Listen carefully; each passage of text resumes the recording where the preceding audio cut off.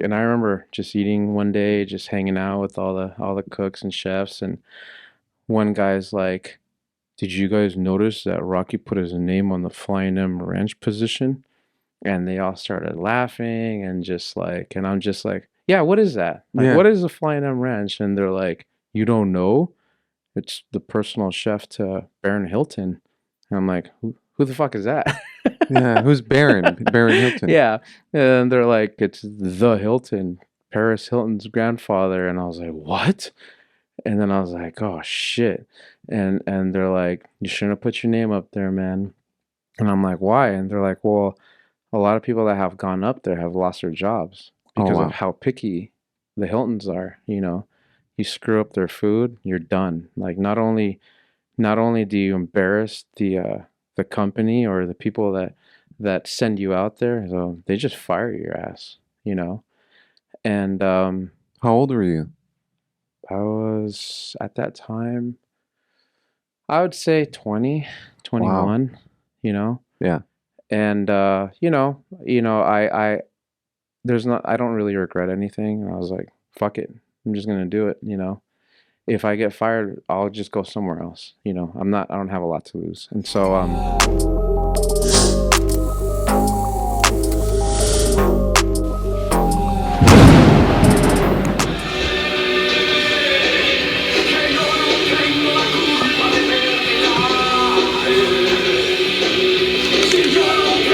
this guy, Mr. Hospitable. Da-da-da. So you'll pull that close to you and then slide it. There you go. And then get it about like this close. Here, I'll set you up. Yeah, there you go. As long as it's not covering that handsome ass face. Yeah. Be careful with this little button right there. This one? Yeah, because then if you touch it, then you'll mute yourself. Yeah, go ahead, speak. Hello, hello. Yeah, you're good. I could see the audio down there. Um, so like when I first started filming, man, like one of the things was the um because like right now it looks like this, right? Just like you and I chopping it up. But then if I want a full edit on it, I have to do like the talking head pieces, Mm-hmm. which just means like my angle or your angle. But that shit takes forever. Yeah. Yeah. So I did it on a few, and then I was like, yeah, you know what, man? Fuck that. Yeah. Wait till you have a team. Yeah, it takes too long. It takes too long and cutting out people's ums and uhs and Yeah. trying to make it too polished. It's like nah, let me just make it organic. Like Mm-hmm. they can watch the whole thing. Obviously I can create the reels, I can do the shorts, I can do the TikTok stuff, but for that's when I do my editing. But the other piece, it just takes too long. I used to have a couple different cameras at the same time, and that also helps. But I don't know if you ever watched a podcast, like let's say Joe Rogan. Yeah. So he has an engineer, right? So an engineer is behind the scenes, like clicking on which camera. Like, okay, switch to camera one, switch to camera two, and all that bullshit. So I can do it in post. I could still do it, but then it's watching the full podcast and then finding like, okay, switch to this one, switch to this one, switch to this one, wide angle, switch this, switch that. It's too much. It's a lot of work. Yeah, and then I can't get them out quick enough. Yeah. But now, like us recording, I could literally get this out by tonight, tomorrow, if I just do it like this. Yeah. So fuck it, screw That's it. dope. That's better. Yeah. Took me a It's long a time. Man. badass setup, dude. Thank you, sir. Yeah, I converted my whole office. This is so awesome.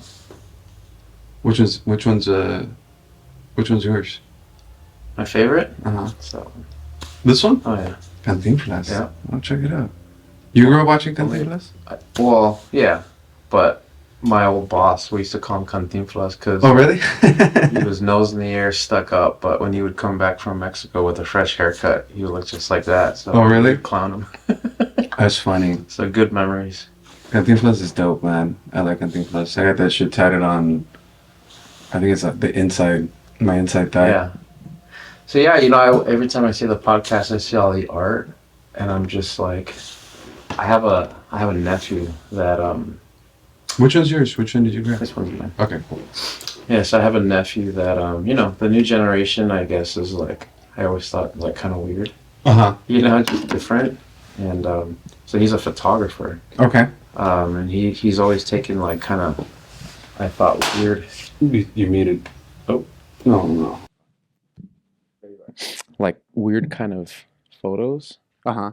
and it's like more realistic type of photos. And so he recently did a picture, a portrait of actually I wanted to just give it to you. So it's one of Oh, really? it's one of his pictures, yeah. Oh, fuck yeah. Hell yeah. What's your nephew's name? Eric Cortez. What's up, Eric Cortez? Love you, Eric. Love you, nephew. Yeah, we love you. So he took a picture. This is a picture. So he He's- took a picture, but I think once you see it, I think it's like, oh, that's pretty cool. So Yeah? it's something that I think is cool. So it's kind of like, Well, we have similar taste, so it's probably cool as fuck. there you go. Let me see.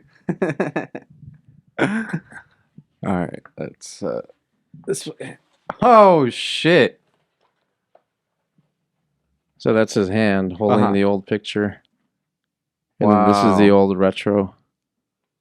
This is Oh, no, I'm fun. sorry. This is the new, and this is the old Yeah, retro yeah. picture. I actually drove by Randy's Donuts.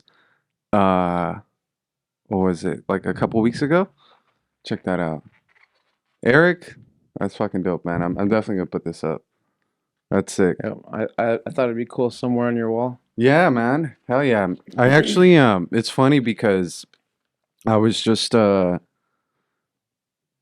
Very talented and let's see, dude, I drove by this recently. It's so crazy. So crazy. Uh Florence in the back, La Cienega. yep. It's the iconic Randy's. Yeah, man. Thank you. I Welcome. appreciate that. You got a whole bag in there, so whatever. I'm gonna we'll get to that later. Okay. So I was editing a podcast or checking out a podcast that I had shot earlier this year that I had never posted, and one of the things that I talk about is photography when I was really young. How old is Eric? Eric, geez, probably I'd say 25. She? He. Oh, okay. Yeah, he's like 25, about 25 years old. Okay. Yeah. Do you know like? half Salvi also? Oh, really? Yeah. Salvatrucha. Yeah. That's funny, man. You got a lot of Salvi ties. Yep. A lot. We'll talk about that because we homies. We're gonna have some pupusas after this. But I used to take photography in high school, Nice. so I learned how to develop film. I learned how to do all that, like, before this. Mm-hmm. And as I was editing the podcast, I'm talking about it, and then I went and I found the pictures that I took. So there's a lot of pictures of like Diego. I would take pictures of the U.S. flag. I love the flag. Yeah. And landscapes and shit like that. But so I appreciate stuff like that, man. It's very Yeah. artistic. Yeah. The color tone that he used on it. It's almost like blacks, whites, and yellows, off tones, kind of like this a little bit. That's the tone that I see in it. So that's really cool, man. Thank you, Eric, Thank you, Eric. and thank you, Rocky. You're welcome. So Salvi, what's up? Que onda, bicho? No jodas. I know, man. It's crazy. So I know that you were in a Salvi household for a while, Mm-hmm. right? Like 10 years or something like that? Yeah, about 7 years. 7 years? How'd that come about? Well, when I was 16, the girlfriend I had at the time told me she was pregnant with twins. And, at that time, her mom and my mom were like, well, you guys have to get married now, And so we ended up getting married. And my At mom, 16? yeah, Really? You can get married at 16? in Reno, Nevada. Yeah, Oh wow, that's yeah. crazy. And so we got married. And then my mom, for whatever reason, had to move to Louisiana. And so I just kind of found myself like, oh, what do I do type of thing, you know? So we ended up moving in her mom's house. And, I still didn't understand what, because when I'd ask her, like, hey, what's your ethnic background? And she'd say, I'm Salvadorian. And I thought that was just like somewhere in Mexico. Hold on. Like, man, that's a weird place. Let me turn this. This is just loud. Alexa, off. You're gonna have like all kinds of music. Yeah, and she's like, no, it's a whole nother country. And I'm like, oh, that's weird. I've never heard of that before. Yeah. And so it wasn't until I experienced living in that house that I started seeing like the differences. Okay. Like I would hear words that I've never heard of, like puchica, and I'm like, what is that? Is it like a Pokemon or something? And then or like they would always say a la gran puta, and I'm like, who's the gran puta? Yeah, which one? Where's she at? Yeah, What's her name? and then just there's just a lot of things. There's a huge difference. Yeah, it's interesting, man. So like at 16, she was Salvadorian, but you didn't know what Salvadorian was. No, So there wasn't a lot of Salvadorians in Reno, Nevada, or there like... was a lot. Okay. We just didn't know. Okay. I think, yeah. I mean, you just kind of assume everyone's Mexican, I guess, if Yeah. they're Hispanic. Um, yeah, and then completely different culture. Yeah, I mean, it's just her uncles were all like MS gangsters, and so every time they would come over for a party, they would always bring boxing gloves. And they'd be like, "Hey, Chino Cerote, let's go in the backyard." That's funny. That's so bad. They're cool, But yeah, it was an experience, and I learned to appreciate it, And then because I've been in the restaurant business almost 27 years, and so mostly Hispanics, and I started then appreciating like, oh, you're Salvadorian. Oh, like now we have something in common, they'd bring me pupusas, or we would just talk, we'd joke around and stuff. But there's a lot of Salvies out there. Yeah, dude, that's a trip though, because first, like, you're 16 and you're getting married. That's crazy. Mm-hmm. That's nuts. I'm 40 and I'd still be like, I'm 42. like this. You know what that is, right? No. Oh, that's a Salvi thing. So it's like your butthole's puckering up.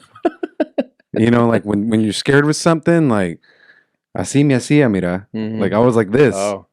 So yeah, dude, being 16 and like your mom moving, having to move in with your girlfriend, and then she's Salvi, her family, that's a lot. Do you remember like panicking about the situation, or were you just pretty like... No, I think, I guess I would say that I had a good childhood. But like once my dad like kind of left the picture, I always wanted that like close family, like where my parents, were close, but we didn't have that. And so, as soon as I found out I was going to be a dad, I was like, that's what I'm going to do for my kids. I'm going to be a dad. Like I'm going to be close. I'm going to, do all the things that I didn't get, And so, no. Are you an only child? No. No. There's 5 of us. Okay. So when your mom moved to Louisiana, like the 5 of you guys stayed here, or did some of your family go with her? So my dad ended up leaving my mom, and then my mom was devastated. And she kind of went like through a low part of her life, and she's also a pastry chef. She's a chef also. Went to culinary school, CIA in New York. No, just in Reno, there was not a lot of jobs or opportunities, and so after 20 years of working at this casino, there just wasn't a lot of opportunities. And so one of the opportunities she had was in Louisiana. So she moved out there, and none of us wanted to go. We grew up Lake Tahoe, Reno, and all of our friends were there and all that. And so obviously we had to just figure it out. So some of my brothers moved with her, but the rest stayed behind. And yeah, I mean, we just figured it out. That's a big thing to figure out. Yeah, I mean, but looking back, I'm just like, my ex, my mother-in-law, Sophia, like I still like hold a lot of love for her because she was there for me during one of my most important times of my life. And so yeah, she still treats me like a, son. So That's cool, man. That's cool.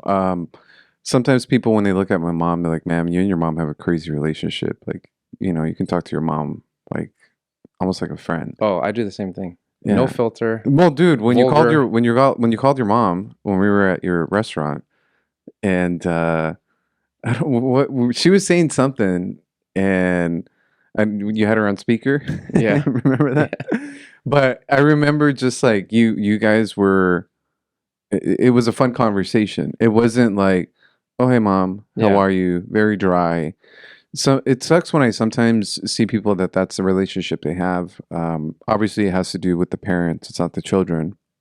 Um, but the parents are not open. The parents are very closed off from their children, or they don't joke with them, or don't speak to me that way, don't joke with me that way. And with my mom, it's exactly what you said, like super vulgar, like talk Yeah. about anything and Yeah. everything. It's like a friendship, but obviously I know the line, right? It's Yeah. just my mom's line is like way out there, even with my pops. Even with my pops, but when we were little, my pops was a little bit more reserved. Yeah. Um, so, but your background, you're Filipino, Yeah. My dad's from the Philippines, and your mom. like straight from the Philippines, accent and everything. And my mom's from Mexico City, That's crazy. accent, everything. So Filipino and Mexican, Yeah. and your mom was born in Mexico, Yeah. and your pops was born in the In the Philippines. Philippines. Yeah. I have it's funny, dude, because with my family, the Merlos family, like my last name, Mm-hmm. there's I think all my cousins in San Francisco, all of them date black men and women, and I have nephews that are black and Salvadorian. Yeah. I'm like, that's dope, right? I've never seen that mix yet. Yeah, dude. So I was talking to my dad at Christmas, and I'm like, man, that's so dope that our family's so diverse. Yeah. There's black Merlots, there's Filipino Merlots. So my cousin Salvadorian, she's with a Filipino, they have a baby.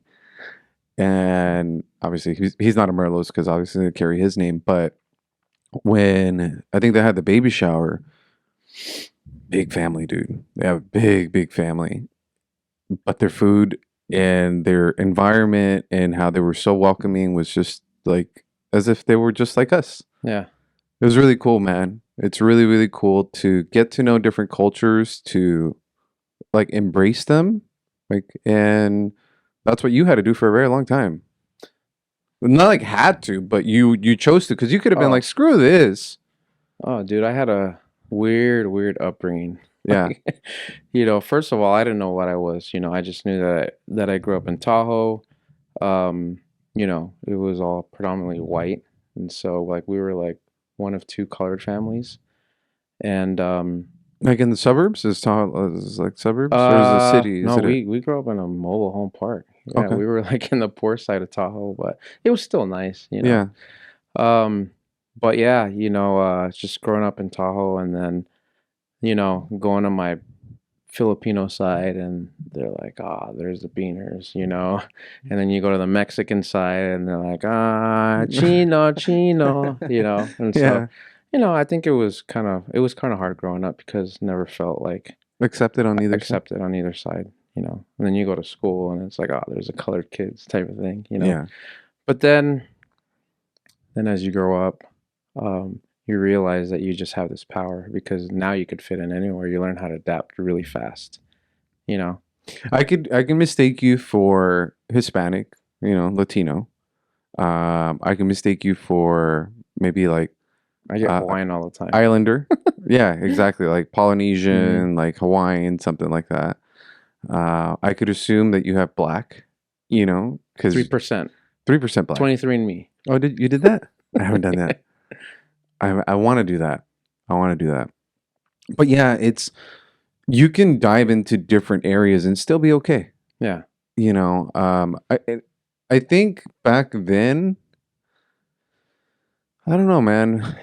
Maybe people were a little bit more racist, or not racist. It's just I think the jokes were different back Yeah. then, like, and it was still love. Yeah. Like maybe people said those jokes, but it was still love. Like just like you talk shit to your friends, Yeah. you know. Um, but yeah, I think over here when I like in the Rancho area, it's predominantly white, black, Asian, and then the Beaners. And we didn't grow up in LA or anything like that. Like, I Hmm. mean, we did and we didn't at the same time. But it was I think here it was more or less like the Mexicans and the Savis. Yeah. It's just there wasn't that much love for each other. It's like you speak the same language, you're from the same area, but screw We're you. better. We're Oh, better. yeah. I was talking to someone last night and they were saying again, like as growing up as a kid, we were looked at less than Mexicans, Yeah. right? And always kind of stepped on, and it sucked. I'm like, I talk about the fact that I hated Mexican boxers. I'm like, screw that guy. He's always like they would walk into Yeah. the ring with the flag, and Yeah. it was always Mexico first. And now it's different. Now I champion them. I love them Yeah. because I understood it was my own personal hang up. It wasn't Yeah. like, anything else other than that.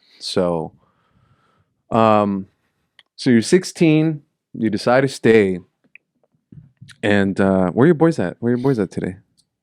They're sleeping in. Oh yeah? Yeah. Yeah. We've been grinding at the gym and they just started work. So, um, yeah, they're taking a rest day today. But they're excited about the podcast and they're excited, can't wait to do your podcast one day. They will. So, They will. yeah. Absolutely, man. They're cool kids. They're Oh, nice. yeah, and they're proud Salvies. Like I didn't know because I raise them more of like Filipino Mexican side. But when they live with their mom, when I'd go visit them, like when I'd go, I'd say, "Hey, show me your room. I just want to see if they're like organized and all the things that I taught them. Be clean and be neat, make your bed and stuff like that." And the first thing that you notice when you go into their rooms, both of them, their walls are painted blue and white. Yeah, that's Salvi for sure. That's funny. Um, they were born and you were 17. Yeah, yeah, yeah. They were What are their names? Aaron and Andrew. Aaron and Andrew being born when you were 17. How was that experience? I've never had a child, so The I don't first, know. the Were you first, there when they were yeah, born? yeah, I was there. Oh. I'll show you a picture too when they were born. Did I show you the picture No, no, when I was no. holding them when I No, was I'll see 17? I'll see that. Yeah. Okay. But what's interesting about this is the shirt that I'm wearing that day. That day that they were born, the shirt that I was wearing. That one? No, no, no, no, no, no. It was just a Oh, the it shirt was that a you were wearing. shirt. Okay, Yeah, okay, that's okay, something okay. that you shouldn't wear when your kids are born, but I'll show it to you Okay. later. It basically said it says nice legs, what time do they open? While I'm holding my kids. I mean, you're 17. Come on. I still rock that shirt. Yeah. But yeah, I mean I think the of course I was happy. It's like, whoa, like what is this? Like, like this is mine, And but yeah, the first 3 months was hell. It was like no sleep. One wakes up and cries, wakes up the other. They're both crying. You're just like The this. twins, Yeah, they're obviously. twins. And then, their mom had a C-section, so she was basically out for a whole week. So I had to do everything.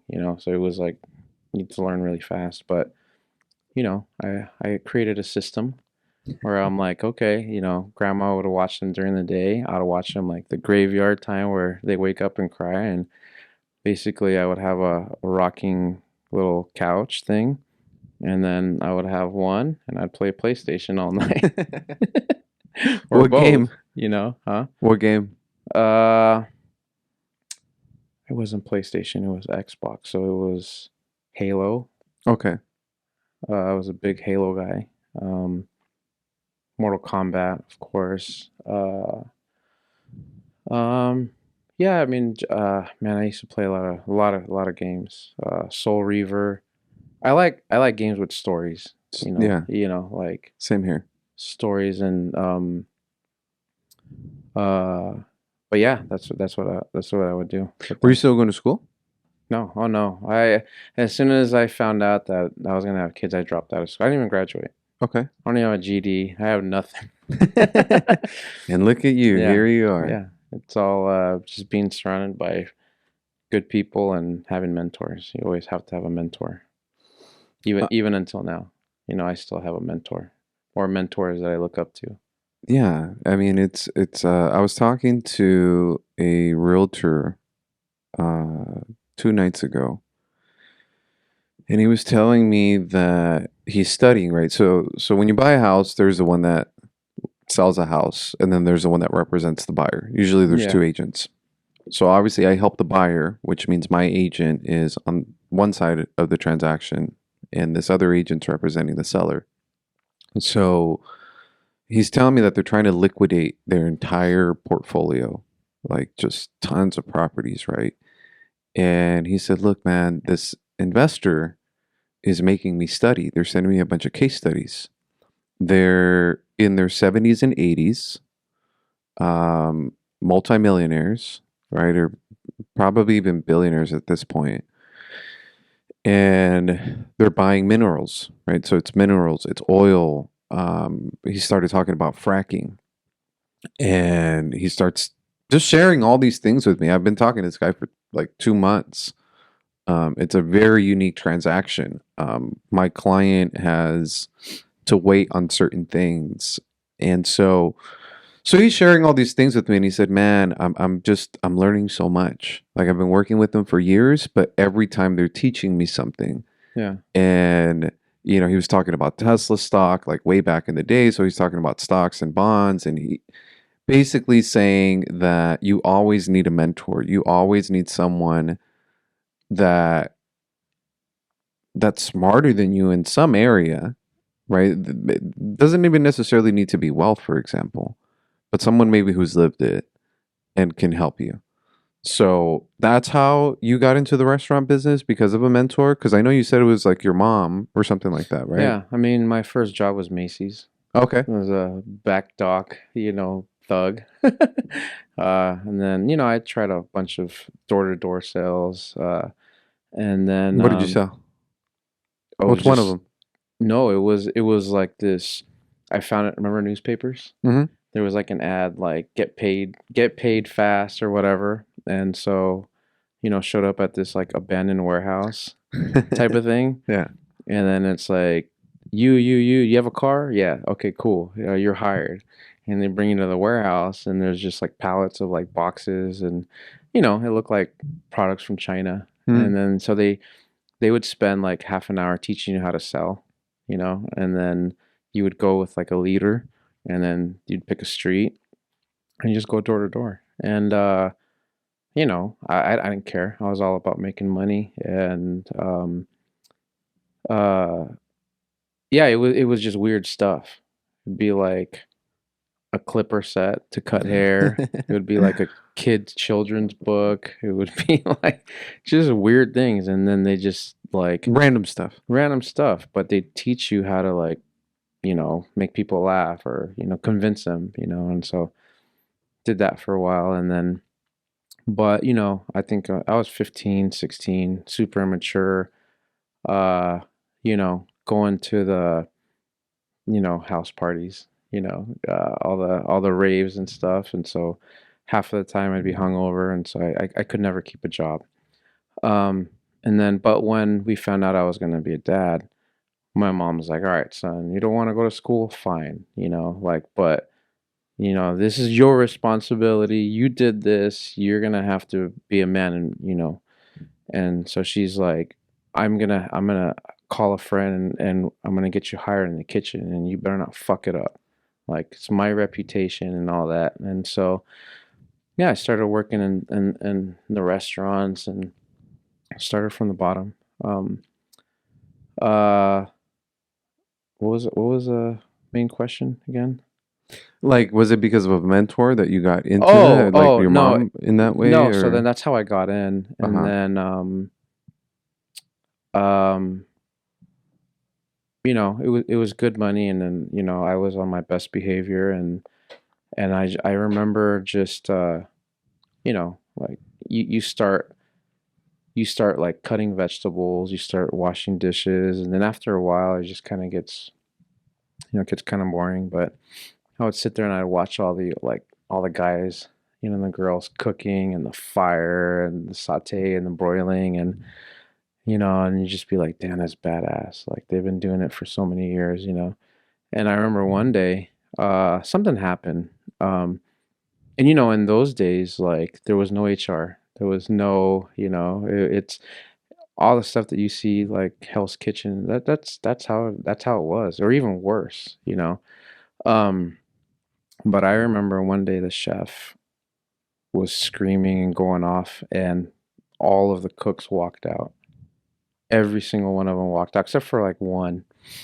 And so I'm just sitting there like watching, like, oh, this is pretty cool. And then it starts getting busy, and the one cook and the chef are trying to cook everything, and I'm over there watching, and then the cook's like, get your ass over here and help us. And I'm like, all right, well, what do I do? And he's like, here, just shake the pan, or.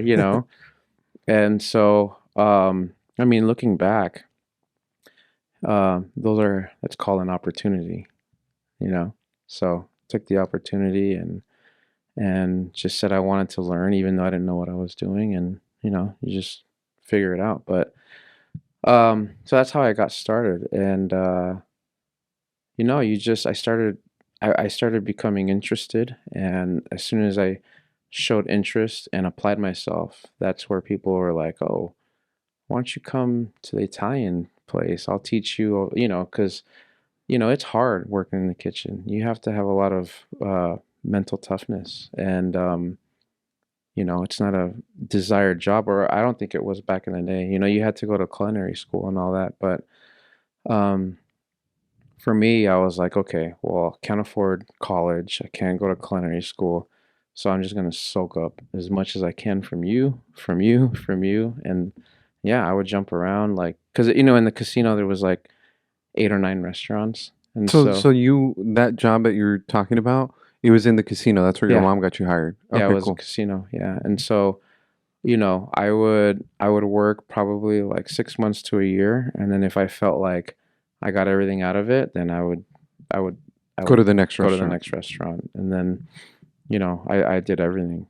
I worked in. The only thing I didn't do was work in the bakery, and the only reason why is because my mom was in charge of the bakery. She's like, So ah. yeah, no, it just it was like I didn't want it to be like nepotism or anything like that, but. That's the only thing that I've never done is pastries Pastries. because it's science. It's cooking. You fuck it up, you can add salt. You could baking, like you mix it up and it goes in the oven, and once it's baked, it's baked. There's no going back. Cross your fingers. Yeah, cross your fingers.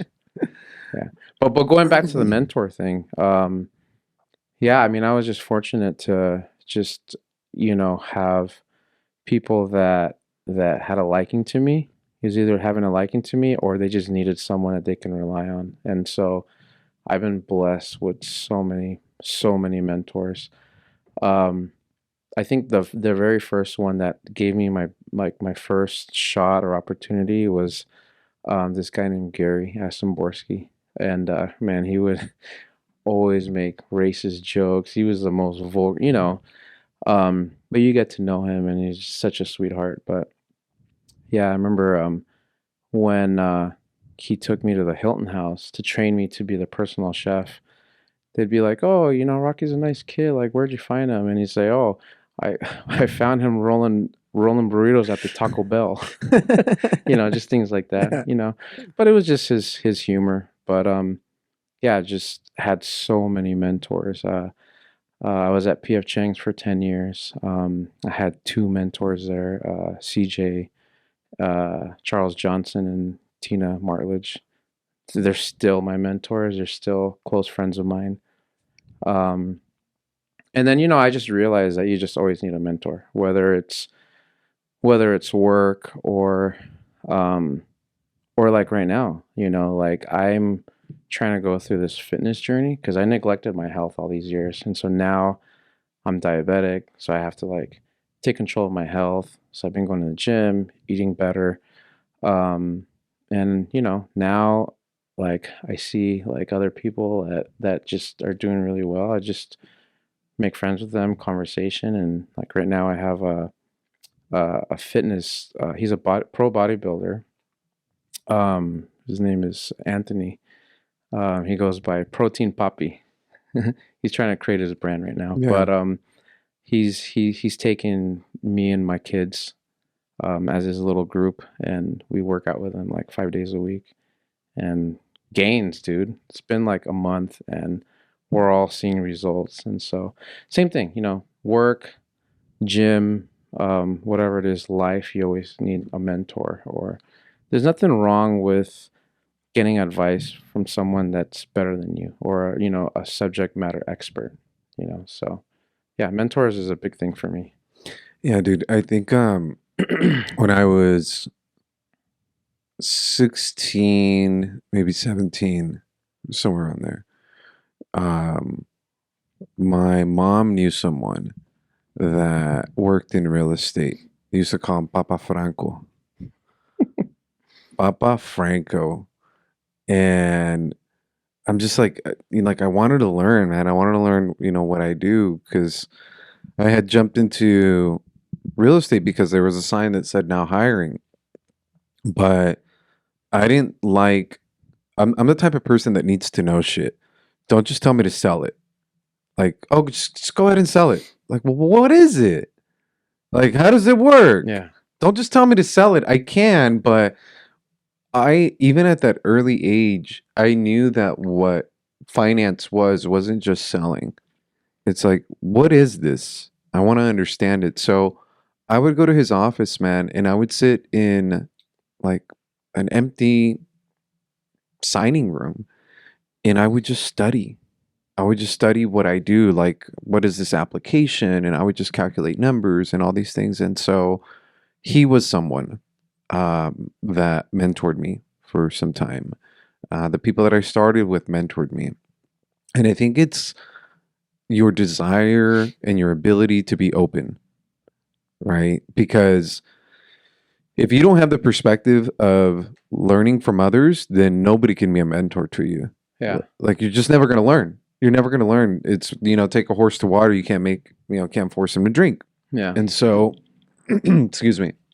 So when you were 16 and you get married, then you have your babies at 17, you're still partying, we're going to the flyer parties at that time.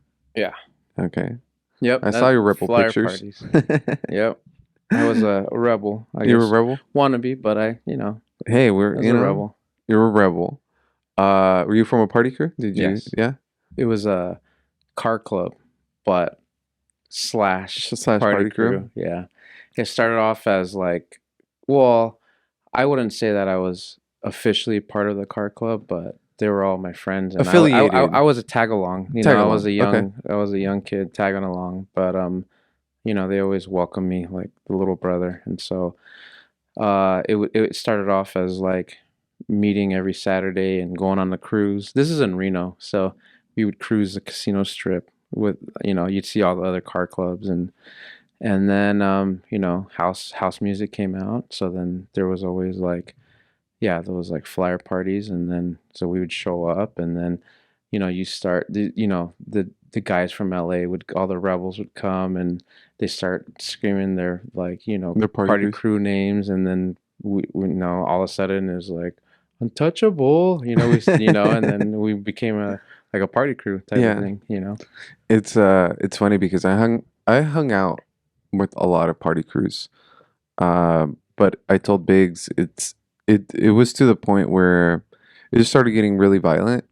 Mm-hmm. You know, I've had my fair share of times where people would knock on my door as a teenager, like, get ready, we're going. It's like I knew what that meant. Lace up. Yeah. Um, but I didn't want to commit myself to what they were actually doing because I was like, wait a minute. This is what my dad told me. Like, don't be part of a gang. Like, Yeah. so I'm not. I'm gonna hang out with everybody. I'm still do what I do, but like, I don't like this. Yeah. It was. I like the party cruise because of the music, the style, the clothing, the James Dean, the Marlon Brando type style, rebel style. Um, Morrissey, the Smiths, all that good stuff. Tattoos and shit. Yeah. Like, it was attractive to me. Yeah. The ladies, Yeah. 100%. Yeah. The ladies, I always wanted to. It's one of the reasons why I didn't That's become what a it's pro always soccer about. player. Bro, Best motivation. ladies, ladies, ladies. I can't, it is what it is. I am my father's son, Salvadorian. So the ladies were a huge distraction for me, and they were always at the parties.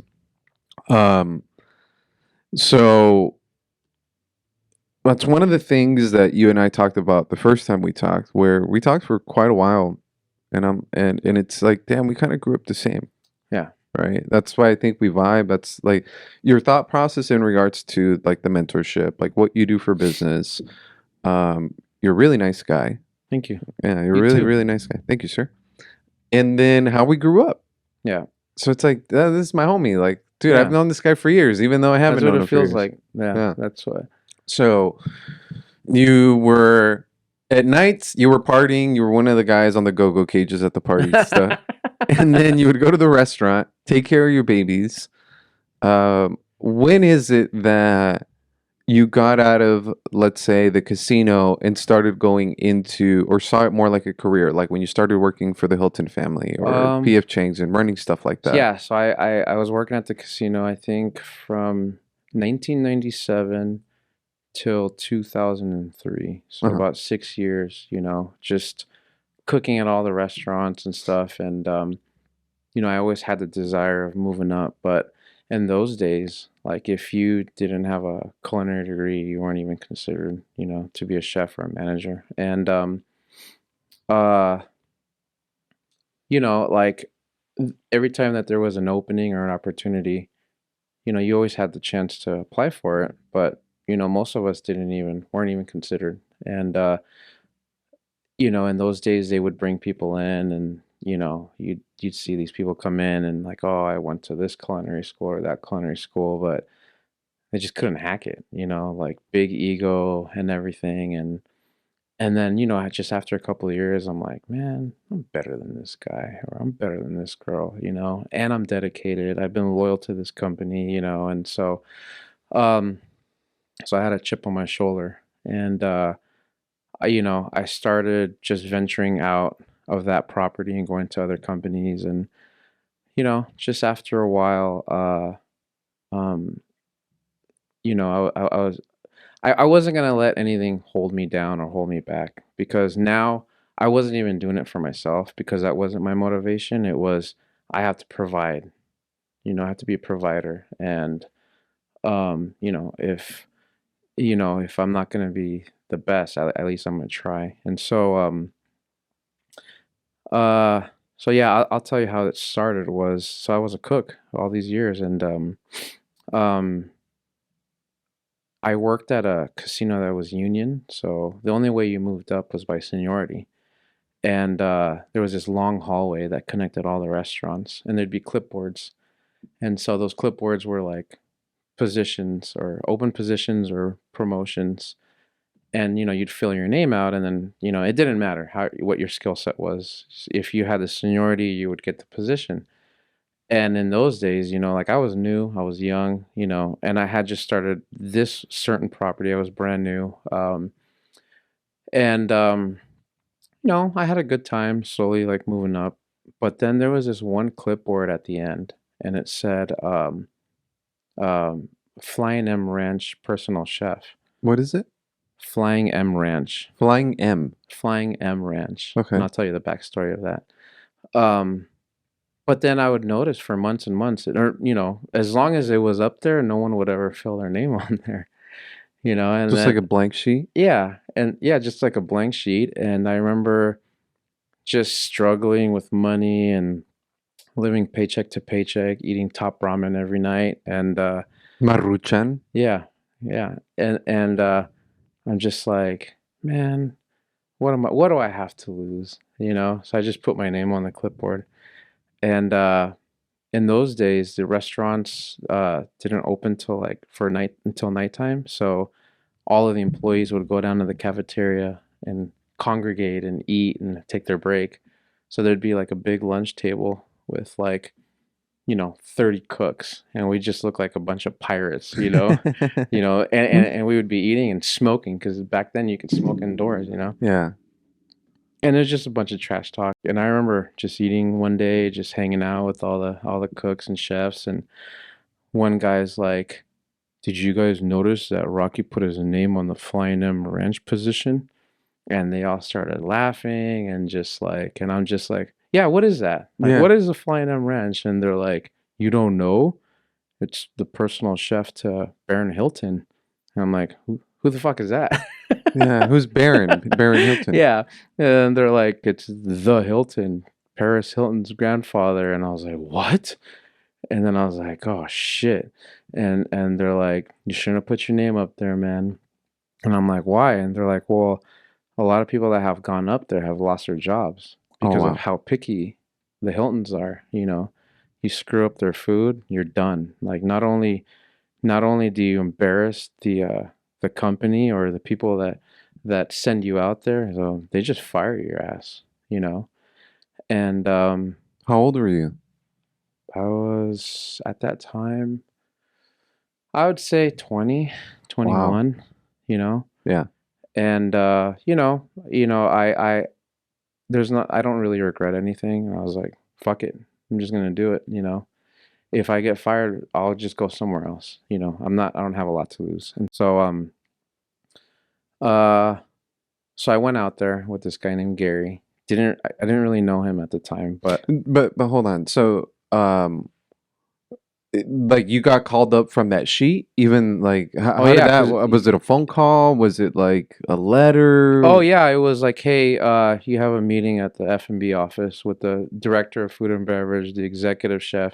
And these are people that would walk by, but they wouldn't even like acknowledge you, like you're just and so yeah, so I get called up to the office, and How long were you on that list for? How long were you sitting there it was like a waiting? day. What? Yeah, it's because they're desperately looking for someone. But So what that's so happened was, crazy. there was a personal chef that was his chef for like 10 or 20 years, you know? And so I think he either retired or passed away. And so they needed to fill that position really quickly. So yeah, so I get to the office, and I remember feeling so little. And the F&B director's chair was like high, and he's just like, "So you're ready to go to the ranch, huh? Do you know what just kind of giving me the scare or whatever." But he's like, "Yeah, we're gonna send you with Gary. He's one of our best chefs." And I didn't know Gary. He was very intimidating, but he was very extremely talented. Um, so yeah, I mean, we gathered all these supplies for like a week's worth of food, and then we drive out like 3 hours outside of Reno. So it was like in the middle of nowhere. It was like dirt road. You need a truck. And so it was like the middle of nowhere. So we get there, and I'm just nervous the whole time. And it was just like 10 people. It was like Barron and a couple of family members. And I mean, it was pretty easy. It was just like cook regular. You get up at 4 in the morning, start cooking bacon and all that stuff. But you would have to have everything ready. Even if it was you didn't even if they didn't eat the food, you needed to have everything ready. If they wanted omelets, you needed to be ready to make omelets. You need to be prepped. Yeah, you need to be prepped for like a restaurant. And so then you cook breakfast, and then you get like a 2-hour break. Then you come back, you do lunch, another break, and then you do dinner. And it's a long ass day, 12, 14-hour day. Um, but the first weekend like went good. Like they were happy, and so that continued for a couple more weeks. Um, so Gary would come out with me for a couple more weeks until he thought I was ready, How long would you stay there? Like when you would Oh, go? so it was 5 days a week. So you guys would drive out, stay there for 5 days, Yeah. and then Or go home. 4 days, and then Go home. drive in 4 days, drive out. On the drive up there, was he telling you like, "Don't do this, Oh don't do yeah. that"? Like, Yeah. don't He's like, speak. yeah, don't fucking open your mouth, you fucking beaner. Let me do all the talking, and he's not racist. It's just joking around, and that's just what the humor was, and Well, that's because we aren't little like sensitive sissy lalas, man. Yeah, It's yeah. like we grew up with that. We Yeah. grew up. You just shit talk to each other. It's yeah, guy never talk. take it personal. No, there's a big difference between someone calling me a beaner and it's a friend, or I can tell the tone, the humor, and then someone saying in a different way where it's like, okay, like we're gonna have a problem. Like Yeah. that you're saying it in a very offensive way. Yeah. But if someone just says it like, Yeah. oh God, no, whatever. It's like the military. Exactly. It's like what was that movie? Or like a sports team. Full Metal Jacket. Yeah, you just talk shit to each other. Yeah, you just talk shit to each You other. point at each other's. You use race. You use height. You use Yeah. everything and anything just to Yeah. Hope. Color tone. color. Yeah, everything. So, So he's telling you not to do all this shit, and you're just like, "Fuck, what did I get myself into?" Or were you like, "All right, No, cool." I was like, sure, I'm good at following direction. Okay. Yeah, no problem. I'll do it. And so yeah, so yeah, I mean, the first week went good. It was like really good money, and then they would like tip you like cash at the end, and then it was 4 days a week, but I was excited because I got an opportunity, and Were you starstruck or no? yeah, Okay. absolutely, yeah. I mean, because not only were you their chef, but you're also their like butler too. It's like you get there with all the food, make sure everything is nice and cozy for them, and then you go to the runway. They have their own personal runway, and then airplane comes down, and they're like coming out. At their house? Yeah, I'll show you all those pictures. I've got all those pictures, and That's crazy. yeah. So I mean, figure it So the out. backstory of it is, You know what? Hold on. Hold that thought. I want to go to the restroom. sure. Yeah. Let me stretch. I woke up with this fucking pain, man. Where? It's like on my side. It hurts so bad.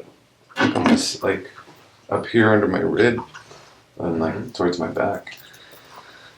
I'm like, damn, dude. Like, I don't know if I slept wrong. Dude, stretch or yoga. Excuse me. I stretch it. I did. Yeah, dude. I was last night. I was rolling on the foam roller. And trying to stretch because my back was hurting pretty bad.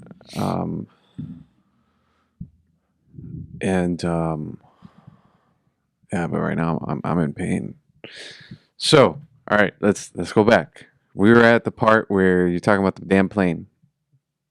Oh, yeah. So you're driving up, 3-hour drive. You're 20 years old. This was telling you like, don't talk, don't breathe. I was telling you the backstory of. So it's in the middle of nowhere.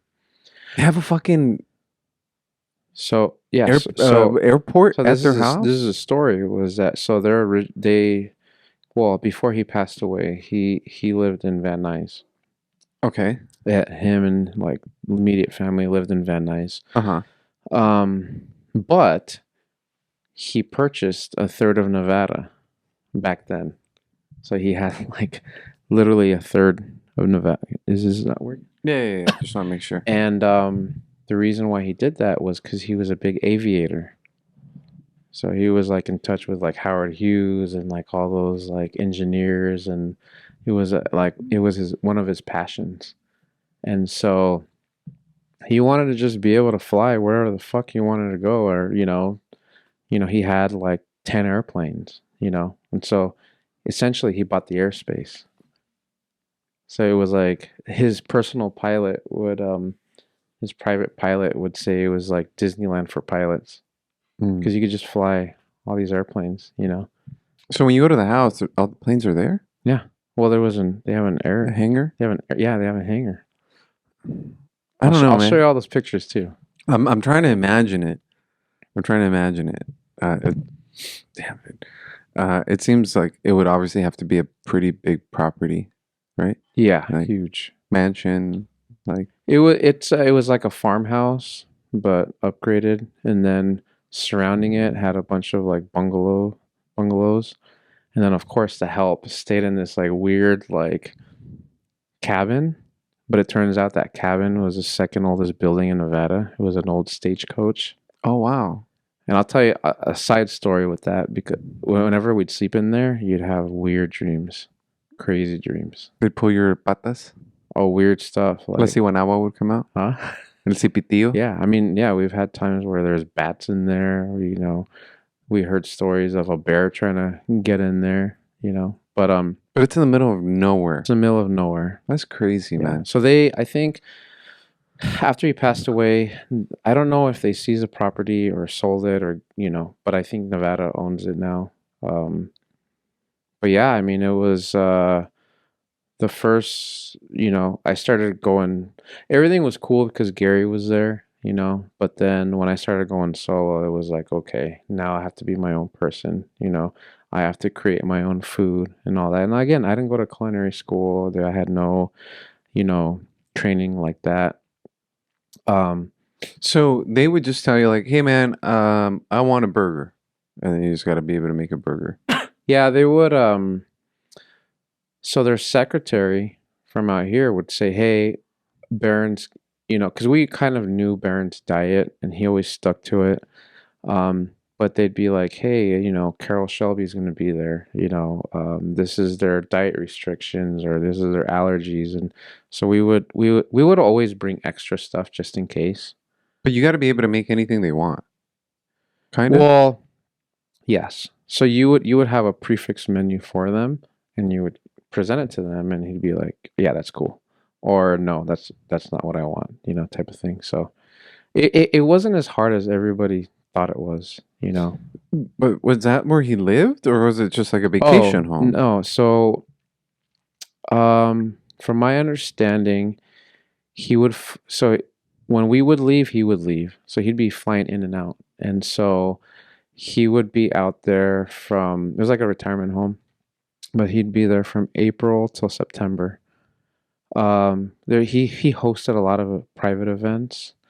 Um, because he owned so much land, they would go hunting. So they would go dove shooting. They because he was an aviator. Do you know what a glider is? Mm-mm. It's like a airplane without an engine, and it Okay. gets towed, and And then they they just pull it up, and then they release, and then you have to use. I think it's the heat, and you circle the heat like lifts Keeps you the up. glider up. Yeah, so it was like so they would invite like the best gliders in the world. So there'd be like 200 of them. So we'd have events up to 200 people out there. wow.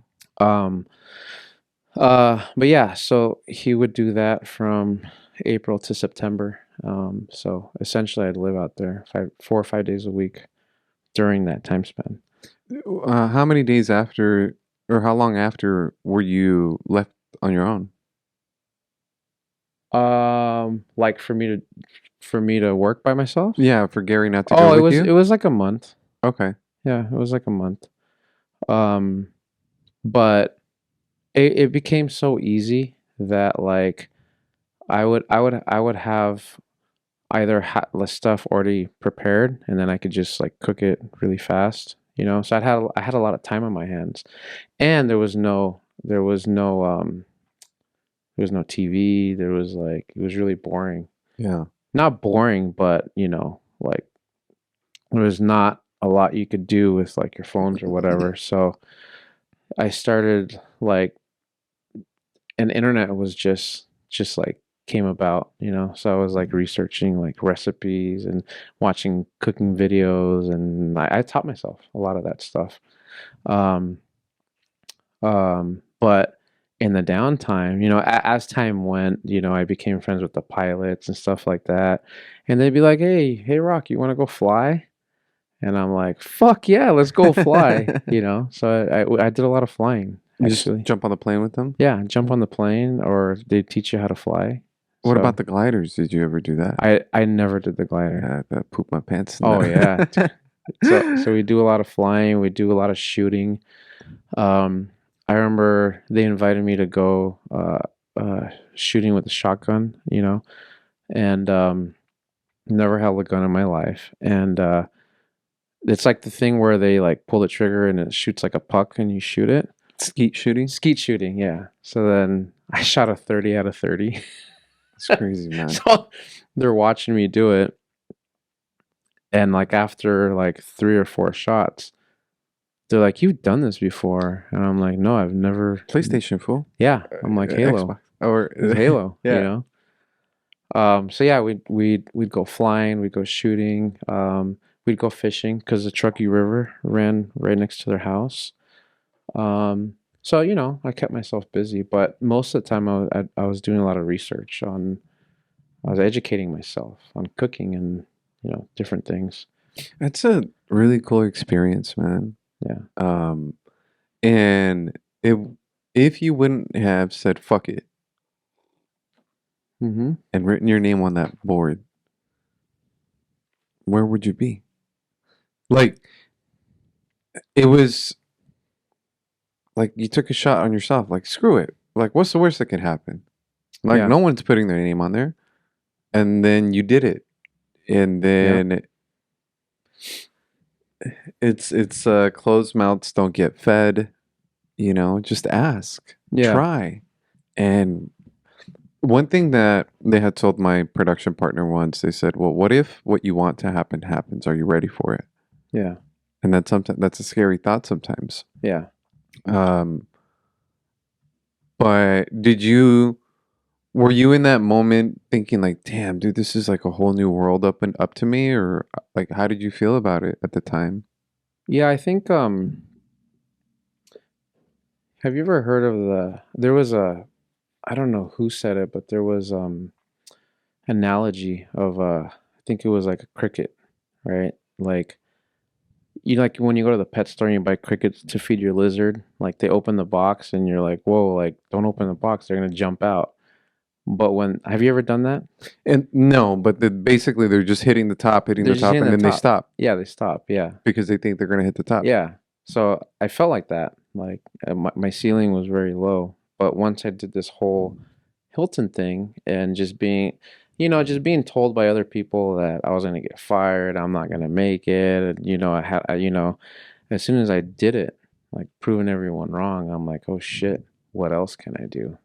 You know, so that was kind of the beginning. And so when I finished working with him, with Barron Hilton, he wrote me a letter, or it was an official letter, like to who, you know, whoever receives this letter, you know, Rocky's to get a salaried position immediately.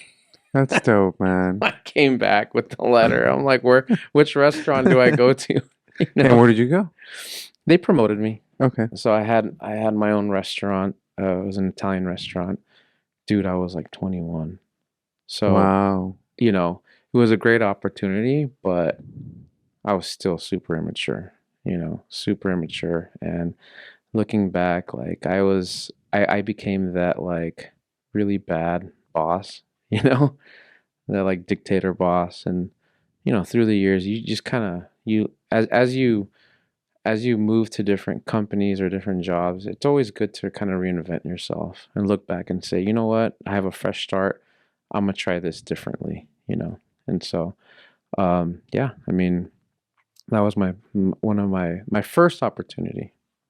It's funny you say that where you know you were mature because I think the same thing of certain things that I've done in my life.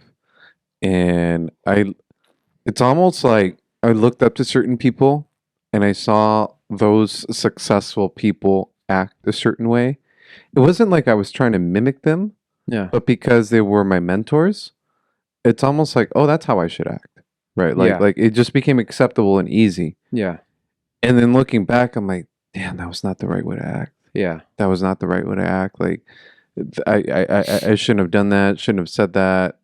I could have been nicer, I could have been kinder. Yeah.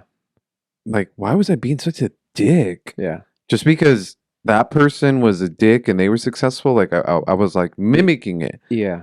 And it wasn't right, you know. But Learned behavior. right.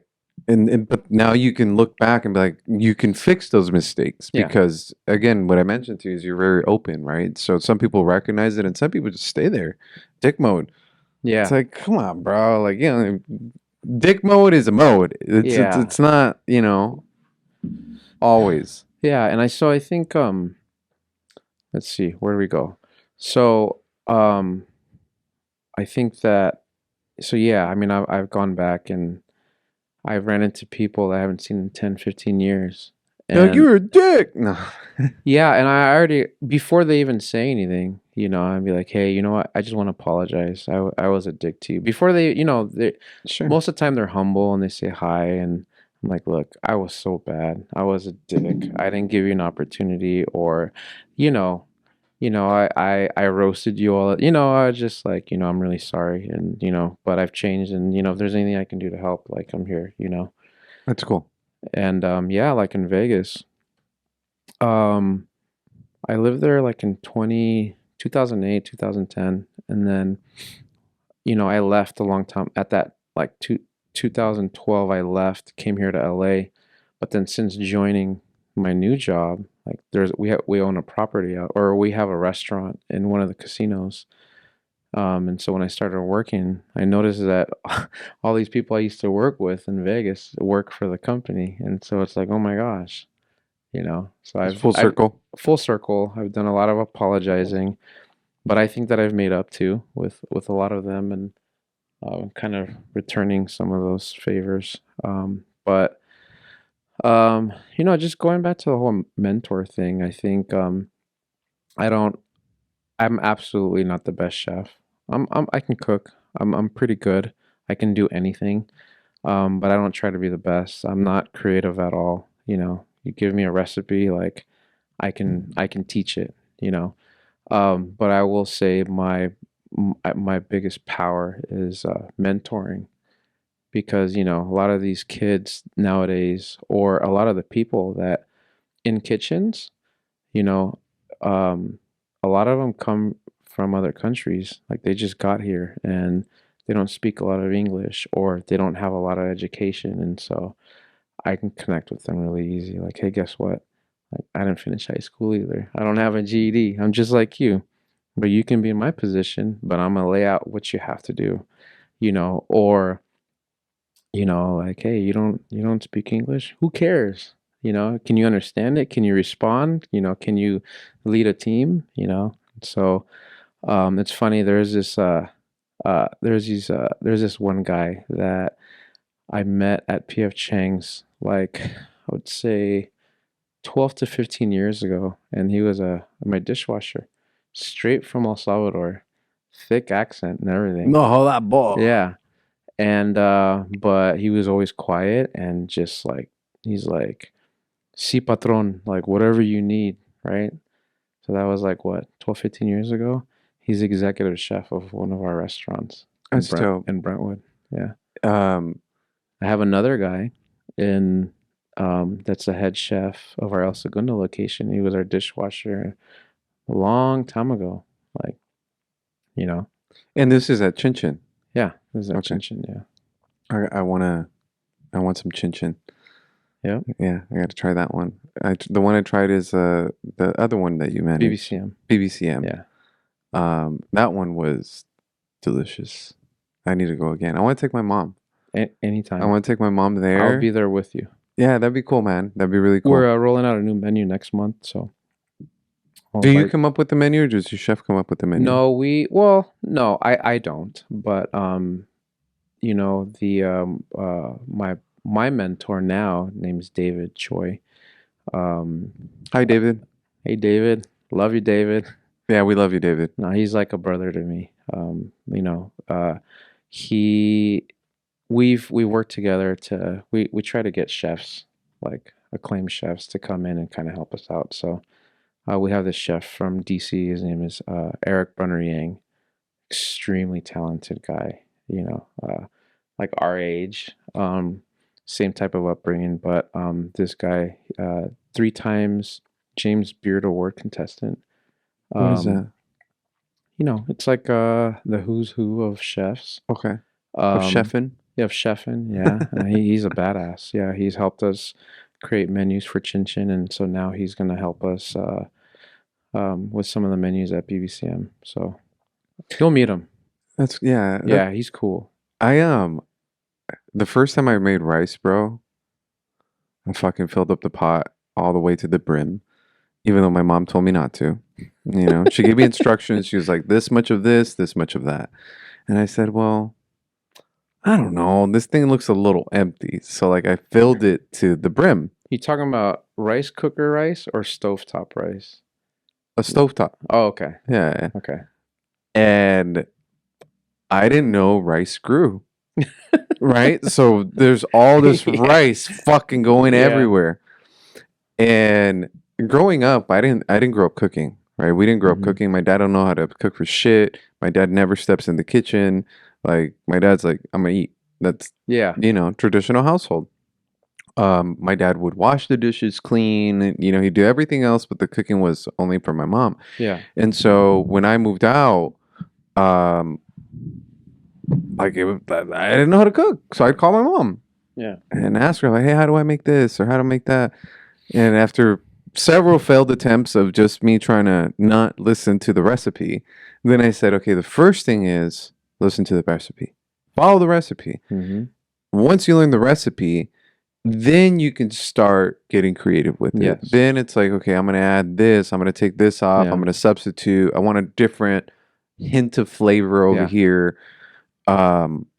But the creativeness that requires, because it's art. Cooking is like is. art to me, man. It is.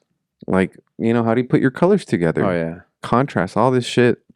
So, it's interesting, and I appreciate all kinds of art, including fucking cooking. It's just amazing to me. It's crazy, yeah. And there's an art to the restaurant business. Because like as a chef, you're just like, oh, I'm gonna create the dopest shit and we're gonna be rich.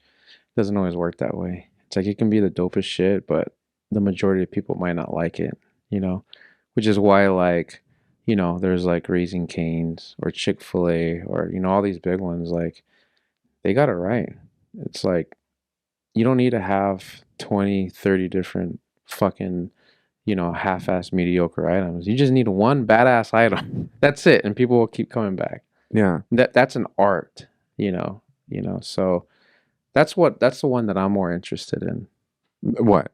Becoming a successful restaurant rather than just the food itself.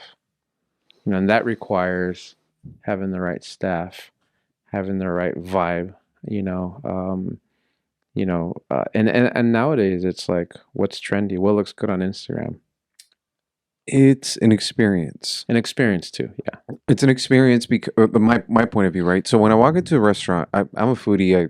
I don't want to call myself a foodie like in that type of way, but You're a foodie, like you love food. I love food. Yeah. You Not know? that you're like so much of a critic. Yeah, exactly. Yeah. It's like I love food, and when I go to restaurants, man, I highlight them, right? I'll do my stories or Mhm. whatever, try to, give them some praise and stuff. But it's everything that I'm looking at, because I worked in my first paying job was at the movie theater. So, is the floor clean? Are the bathrooms clean? How do you greet the staff? I've had like customer service jobs like when I was in my teens, right? Between 14, I started working probably when I was like 9 or 10. And I've had several different jobs up until the time I was 17, and then I started doing this, right? But it's always, how did the host greet you? Mm-hmm. What is the wait time? Was there a check-in from the manager? Was there a check-in from, the person that actually brought you the food? What does the plate look like? Aesthetics behind the plate. What do the colors look like? What is the vibe? What's the music? What's on Yeah. the walls? I'm seriously analyzing all this shit everywhere I go. I'm not a restaurant person, but I sit there sometimes like, man, it's really good food. But fuck, this vibe. Oh, bro. Yeah. If they could just change the vibe, if they could Yeah. change there's this restaurant I used to go to. I think it closed, man. Salvadorian restaurant, really good food, really good food. But the walls are red. All the walls are red. The floor is white tile, not cool white tile. Yeah. Like damn, Yeah. bro, you need to change the floor. Yeah. Invest some money in changing the floor. Invest Yeah. some money in changing the walls. Mexican restaurants do it really good. When it comes to Hispanic restaurants, where it's really good food, good wait staff, and all that good stuff. But the aesthetics look really cool. Mm-hmm. Salvadorian restaurants don't. They're the shittiest places to go eat at. It's like, why is this place so shitty? Why does this place look like I'm in El Salvador? Can't you fucking make it like Mexican looking, but swap out the stuff that can kind of make it Salvadoran? Because there's a lot of really nice Mexican restaurants, really good vibes, but no Salvadorian restaurant that I've ever been to, it's like, oh, this is a dope spot that you can come chill, have drinks, have some kind of show. Yeah. No, it doesn't exist. Yeah. So your place, the one that we went to, I want to say it again, BBCM? BBCM Cafe. BBCM. That's dope vibes. 100%. Thank you. From the girl at the front, I can't take credit for that place because it was already a vibe before I joined the company. But a lot of the credit I think goes to the owners and David because David's just like he's not a restaurant guy. He's a lawyer, okay, but he's got a vision, and he's got an eye. He's got an eye. He's got ideas, and he's just always like. He's always throwing ideas at me, and most of the time I'm just like, no, man, I'm too overwhelmed right now, But then when we actually execute his ideas, it's like, shit, I should have just listened to him, Like my job now that we're in a good spot, my job needs to be now to kind of support him and back him and push his vision faster. But yeah, we that was a parking lot where we dined at. Mm-hmm. That's a parking lot. Oh, the outside area. Yeah, Okay. but because of the pandemic, they let you create a patio, so that's what they did. And we were fortunate enough for them to let us keep that patio, and so we built on it. And so we put a pergola up there. My brother-in-law is a contractor, so he built us a pergola. And then we just slowly started building, and David started putting, plants and flowers, and the general manager there started putting like doggy beds, and it's a vibe. Yeah, it's really cool, man. It's really cool. The next time we're shooting there. We'll shoot in Vegas. Yeah. Vegas is gonna be dope. Yeah, we'll shoot in Vegas. We're renovating Vegas first quarter. It's gonna be so nice, and we're renovating Sunset. So, yeah, I think. Oh yeah, Sunset. I think you're what doing we're it. kind of lacking is a vibe. So, for Chin Chin, because it's been around for 40 years. And 40? 40. That's a long time. It started in 1983. Actually, it's really young. Hmm? Actually, it's really young. It's a legacy brand. We're 40, and we're still standing, and we're doing good. And so describe to people BBCM. What's the food? BBCM is like a brunch, mimosas, eggs Benedicts, brunch bougie place. Very Instagrammable. It's on Sunset. So it's a really cool location. But yeah, and Chin Chin is what? What kind of food? Chin Chin is Asian inspired, California born, Asian American food. Okay, I still gotta try Chin Chin. Yeah. Yeah. So yeah, most of those items have been there for 40 years, and so with like the help of Eric and David, we're gonna introduce new like modernized Asian food. So it's gonna be cool. You'll be there. You'll be there at the grand opening. And then Vegas is Vegas. We have a badass sushi bar there. The executive chef there, his name is Kelvin, and just this kid is so talented with sushi. Yeah, we're gonna do a Vegas trip. Yeah, we are. Oh yeah, I'm down. So, Mr. Rocky, you have the restaurants that you manage. Obviously, it's several with Chin Chin, the BBCM Cafe, um, and that's a lot to, I think, and maybe I'm wrong, but I don't think I am.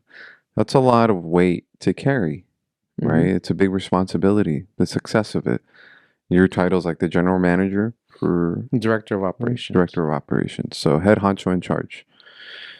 You're dealing with employees, you're dealing with food, you're dealing with the chefs, Hmm. staffing. Obviously, you have all these different people that are helping you. Um, when you start your week, is there a start of the week, and how do you start your week to be able to filter through all of that? Yeah, I mean, I think the most important thing that I guess a lot of people don't give credit to is the people, and that's all it is. It's the staff. It's from the dishwashers, to the cooks, to the front of the house staff, to the managers, um, to the vendors that bring the food, to the people that maintain the restaurants. Like it's just a team. You know. So yes, on face it looks like I do a lot, but I really don't. You know, my job is just like it's like a coach of a basketball team. It's like you just get the right players in place and you support them, you give them, everything that they need, all the tools and then just be a life coach to them, motivate them daily, inspire them. I feel like that's my main job and be a counselor, but they're the ones that are doing everything. So essentially my job's easy. It's just maintaining relationships and, being there for them. That's what I've learned from my mentors, you know. I had two specific mentors. Amy Hole. She was at BJ's, back in the heyday, and then with me at Lemonade. Actually, three mentors I have to mention, and then another guy. His name is Matt Burton, this tall Australian guy who was just, when it came to the restaurant business, just insane, just insane. He taught me mental toughness and just be the best. But dude, there's this gal named Tina Martledge. She's been like a big sister, a mom, till this day looks out for me. She helped me get this job at Chin Chin, but met her at PF Chang. She took me to Lemonade, and then we've been best friends ever since. Uh, but yeah, I mean, they taught me that it's not what you do, it's what you can get your team to do, And so, um, yeah, I think my role is to just visit and teach, just teach them, like help them grow. I think everyone wants to be led and they want direction. And so that's essentially my job, you know. But it took you years to get there, Oh yeah. It took right? me years to get there. And just and this is something I try to teach my kids, especially the twins, because they're just like, Dad, I don't want to fuck up. I don't want to make you look bad. I want to. I was like, who fucking cares? Just do, And then if you mess up or if you make mistake, that's where you learn. And I tell them, mistakes and failures are the best teachers. You know. It's hard to accept, but that's true. Yeah. It's hard to accept, but that's true, man. We never want to mess up. I mean, I don't know a person that says, "Oh, I like to fuck up." Yeah. We want to do things right, but um, it's what they say, it's fail forward. You know, try, and if you fail, not like try again because that's the adage, but understand that when you do fail, you're gonna learn where you made your mistakes. Yeah. Like, fuck, I shouldn't have done that, or I should have done Mhm. it this way, or I could have done it this way, or how do I do it easier next Mhm. time? Or you learn from burning your hand on the pot or on the Yep. kettle or whatever. It's like, fuck. Yep. It's better to do and fail than don't even try at all. It's Jordan Peterson one time said, he goes, look, there's a I guarantee. love Jordan Peterson. Ditto. So he's like, there's a guarantee. I'm going to guarantee that you're not going to find success if you don't take action. It's guaranteed. Yeah. But there's a chance if you try. Why aren't you willing to take the chance? Yeah. Because if you take the chance, yeah, maybe you'll fail, but maybe you'll win, or maybe you'll be successful at it. But if you don't do it, guaranteed no growth, no nothing. Yeah.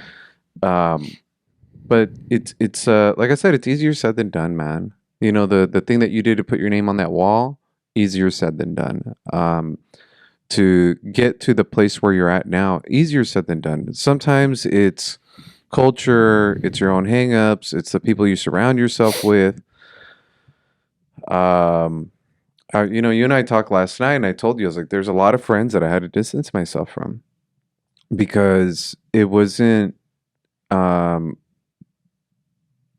it wasn't positive for me anymore, right? And I had to divorce my friends, certain friends, the friends that, uh, like, for example, for me, I'm sober. It's like the friends I wanted to drink all the time.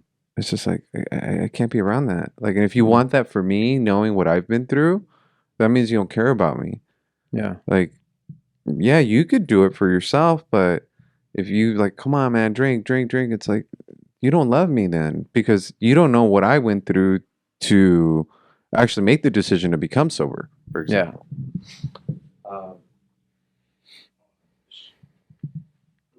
You're good, man. Just, make sure it's connected. So, in life, those mentors are valuable. And I have the perspective that those mentors, again, don't always have to be successful in the monetary aspect of it.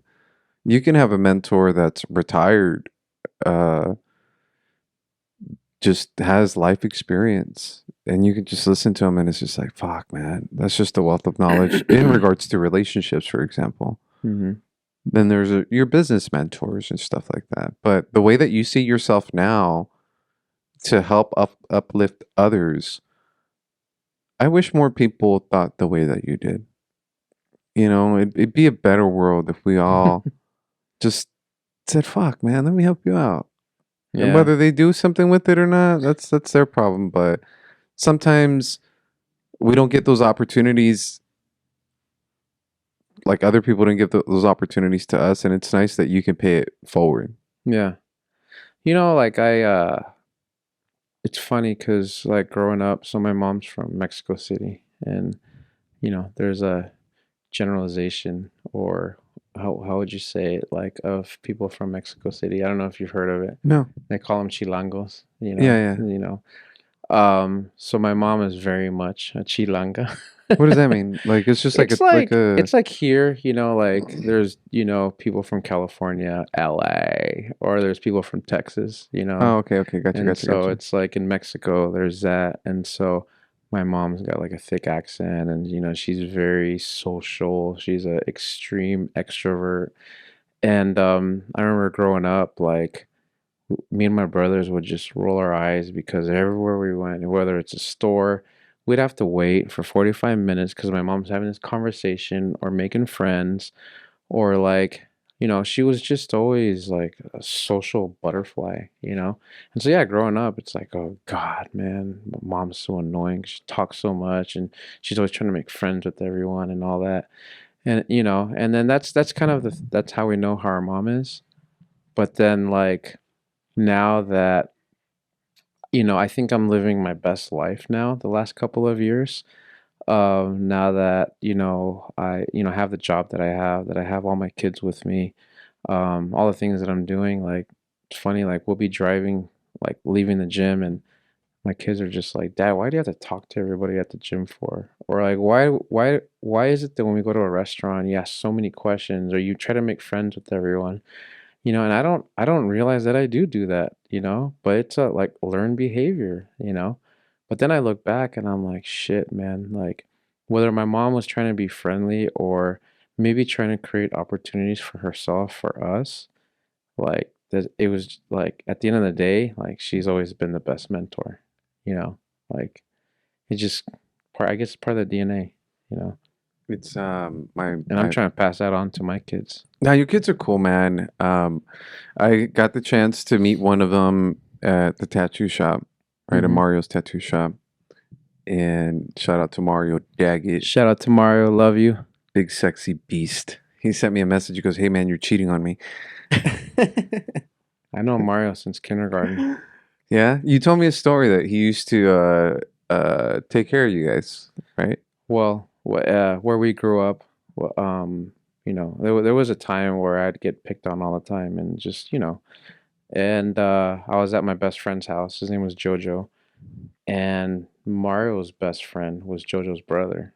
So that's where I would see Mario. And yeah, sometimes we get picked on, and I just remember I didn't know this guy, but this big kid would just like, hey, leave him alone, like, doesn't he's not doing anything wrong, like leave him alone.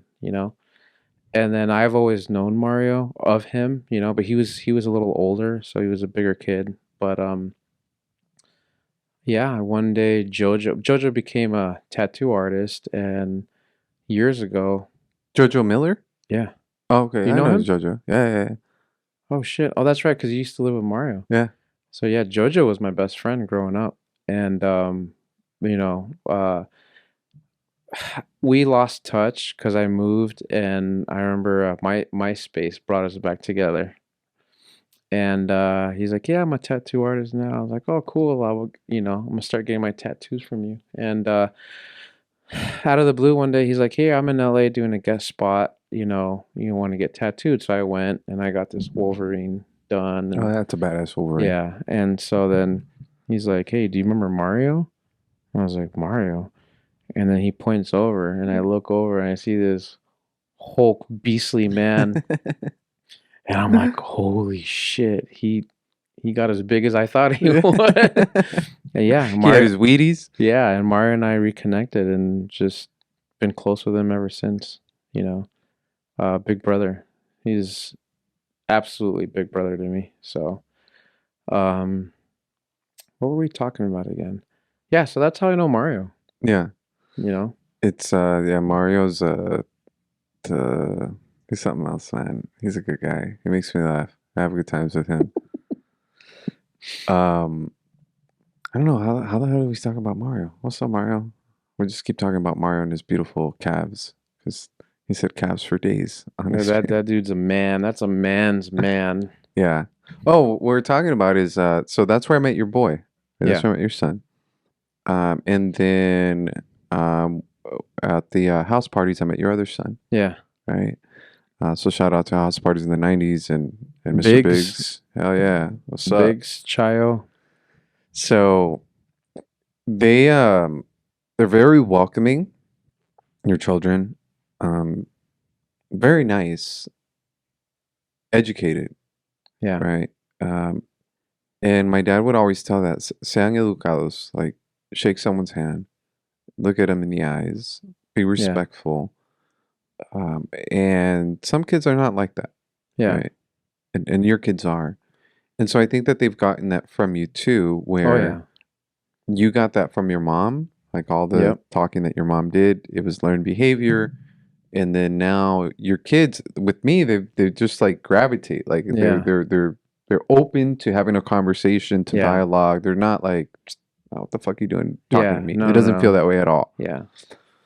Um, and I have the same thing with my mom. I would fucking hate because our house was always full of ladies. You know, all these, Chismeando? not chismeando, bizneando, Oh. bizneando. Always trying to find ways to make money. Um, and my mom did Mary Kay, for many years. And my mom was a sales director. And so she was always like, I got to find ways to motivate these women. How do I motivate them? How do I get them Yeah. going? People have different hangups, right? Psychological hangups, childhood traumas that sometimes don't allow someone to move forward.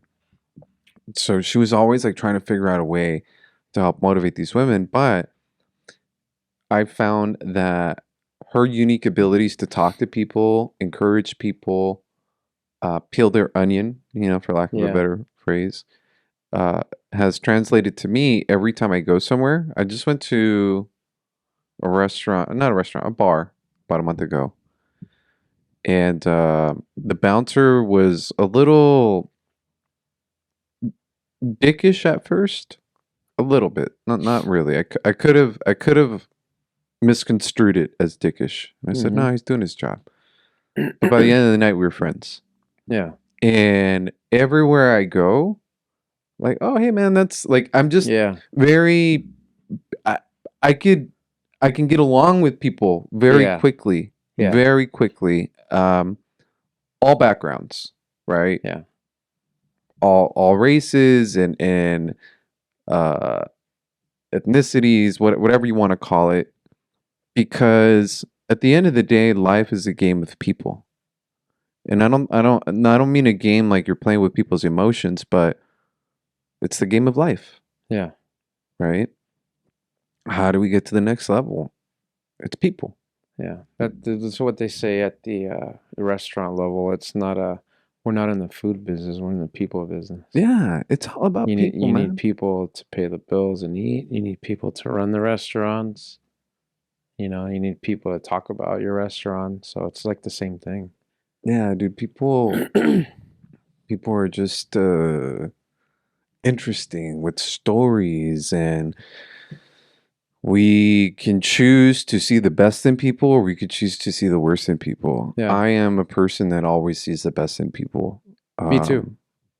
Me too. I'm always like, I feel like I'm giving, or I don't judge people right away and like not give them a chance. I'm like, I give everybody a chance, and then, depending on how that goes, it's like, it's going back to the conversation we had the other day. It's like, if you start seeing that they're negative or bringing you down, it's like, okay, I'm gonna limit my interactions with you, or still be friendly, and but yeah, I do the same thing. Yeah, dude, it's the older I've gotten, the and I think this mostly happens to everybody, but the older you get, the smaller your circle gets. Yeah. Um, you choose. Angel used this word. He goes, I choose to manage my ecosystem. Like, Yeah. like, man, that's dope. a cool way to say it. I'm like, fucker. I was like, I could have came up with that one first, but it's tending to your garden, right? And Mhm. my life is my garden, right? My happiness is my garden. And so, in the past, some people have told me, like, man, you're too open, dude. You're too open with people. You Yep. accept people. You're too inviting. You're Yeah. too kind. Too nice to people. Too nice. Yeah. And I tried the other route. I tried to just be like, maybe Yeah. I didn't feel right. Yeah. It doesn't sit right with me. Yeah. So it's like, no, I'm gonna take people at their word. If they say Yeah. they feel a certain way, if they express certain feelings or emotions or whatever it is, I'm gonna assume that whatever they're saying is real. Mm-hmm. If they show me otherwise, Yep. okay, then that's me being an idiot for not recognizing Yeah. the disconnect between what they said and the way they acted. But I'm not going to assume the worst in people. I'm going to assume the best, and that's That's it. what I do too. So Yeah, and then like if you get burned or if something, I don't take it as like, oh, I shouldn't have done like no regrets. It's like, oh well, who cares? Moving on. it hurts. And sometimes you can move on faster than others, man. Yeah. Yeah. Your boys do interest me. I talked about your boys the other day too, by the way, to Joel. Joel's got the key. Shout out to Joel. Joel is an investor He's a wholesaler. He's a realtor, but he also does music. Oh, that's cool. He raps, right? He writes his Yeah. own beats, lyrics, all that shit. Oh, nice. So I was talking to him about your boys Mm-hmm. and just telling him, I'm like, yo, dude, I want to introduce you to these kids, man. Like they're really young, but um, from a mentorship standpoint, like just because you fucking love music and you're, I don't know, 20 years older than them, Yeah. it'd Oh, be dude, I cool. would love that, and they would love that, and I appreciate it. Yeah, yeah, dude. Because it's all of that where he is on the business side, but he loves music, right? And Mm-hmm. your children love music. So it's like music just could bring them together. Martin, I was just editing a podcast with Martin. Martin creates his own beats and he's like, yo, he's a realtor, he's an investor. And That's I awesome. yeah, dude. Yeah. So I'll like when I see the smile in your kids when I met them and I see how open they are, that tells me again, like you're a good father, right? Thank Like you. they're respectful, what our Yeah. dad taught us to be. And then it just makes people like myself want to say, like, yo, dude, come Yeah. over here, man. Like, go chop it Yeah. up with these fools that love music too. Yeah. And I don't know, who knows? Maybe you guys write a song together. I don't Dude, know. let me tell you this. I think it's important that I share the story about my kids. Um, so they grew up with me, and around 13 years old, they just didn't like the environment, that I was at, and so they decided to move back with their mom. So, I'd see them 2 or 3 times a year, and then I started seeing a change in them. Um, and so I became very overprotective and very much that like Asian tiger dad with them. And so I started seeing them change, and I'd be like, why are you speaking that way? Why are you, speaking like if you're from the streets? Like hold yourself at a higher, just very strict with them. And I remember them telling me, Dad, we decided we want to be rappers when we grow up. And I'm like, no, you're not. So stupid. Like, you're gonna get a real job. You're gonna go to college. And so, like, I didn't listen to them. And so as time went on, they were so smart. They ended up getting a full ride to UNR, University of Nevada, Reno. And I was so proud of them. I was like, man, my boys, I'm not even there, and they're just like making me proud. And so they went to college. They did it for about a year, and then one day they're like, "Hey, Dad, we're going to Grandma Anna's house in Sacramento. Can you meet us there? It's really important." I'm like, "Sure." So I made a trip out, and my mom, is like the secret, like, "Oh, mijo, um, I know what they're gonna tell you, but I think it's better if they tell you, but please don't be mad at them." And I'm like, "Oh," and now my blood's already boiling, Now right? you're like, what the fuck are they gonna tell me? Yeah. So then How old were they at this time? uh, I want to say 17, 18, 19? 18. Okay. Yeah. And so, they take me to this park and they're really serious. So I'm thinking like one of them got a girl But you pregnant. weren't even like, yo, like, tell me right now. Oh yeah. Oh no, I was. And they were I was just like, like, no, no, just tell no. me. I can't wait. Yeah. I was like, They're yeah. like, no, Yeah. no. They're like, no, we need to do this in person. It's serious. And I don't know how you're going to react. And, so yeah. That would, Yeah. So it was all of that. all that would kill me, dude. Waiting. So we go to the park, and then I'm like thinking they got someone pregnant, or they're confessing that they were doing drugs, something. And Aaron's just like, Dad, I'm very highly depressed, and I've been having thoughts of killing myself. At that point, I was like, I dropped everything. I was like, oh shit, like why? You know, because depression runs in my family, bipolar and all that. And so I'm just like, at that point, like you can hold your pride and all that, but when your kids tell you that they want to kill themselves, you drop it. And that's what I did. And I'm like, what's going on? And they're like, we graduated high honors. We're going to college. We're doing everything that you wanted us to do. and we don't want to hurt your feelings, but it's not for us. Like, this is not what we want. We told you since we were 13 we wanted to do music, we wanted to be rappers, and if I can't do it, I think I'm gonna kill myself. Dude, my heart sank, and I felt like I failed as a father. And at that point, going to college or being like, I didn't fucking care about none of that. And I'm like, you know what, son? I'm gonna support you, both of you guys, whatever you guys want to do. If you want to be a rapper, if you want to be a store clerk, a dishwasher, but I'm not gonna let you kill yourself. And yeah, they dropped out of college, and but I told them, I'm like, look, I wasn't trying to control your life. I'm just trying to set you up so you can have a better life than I did. Like, I slaved.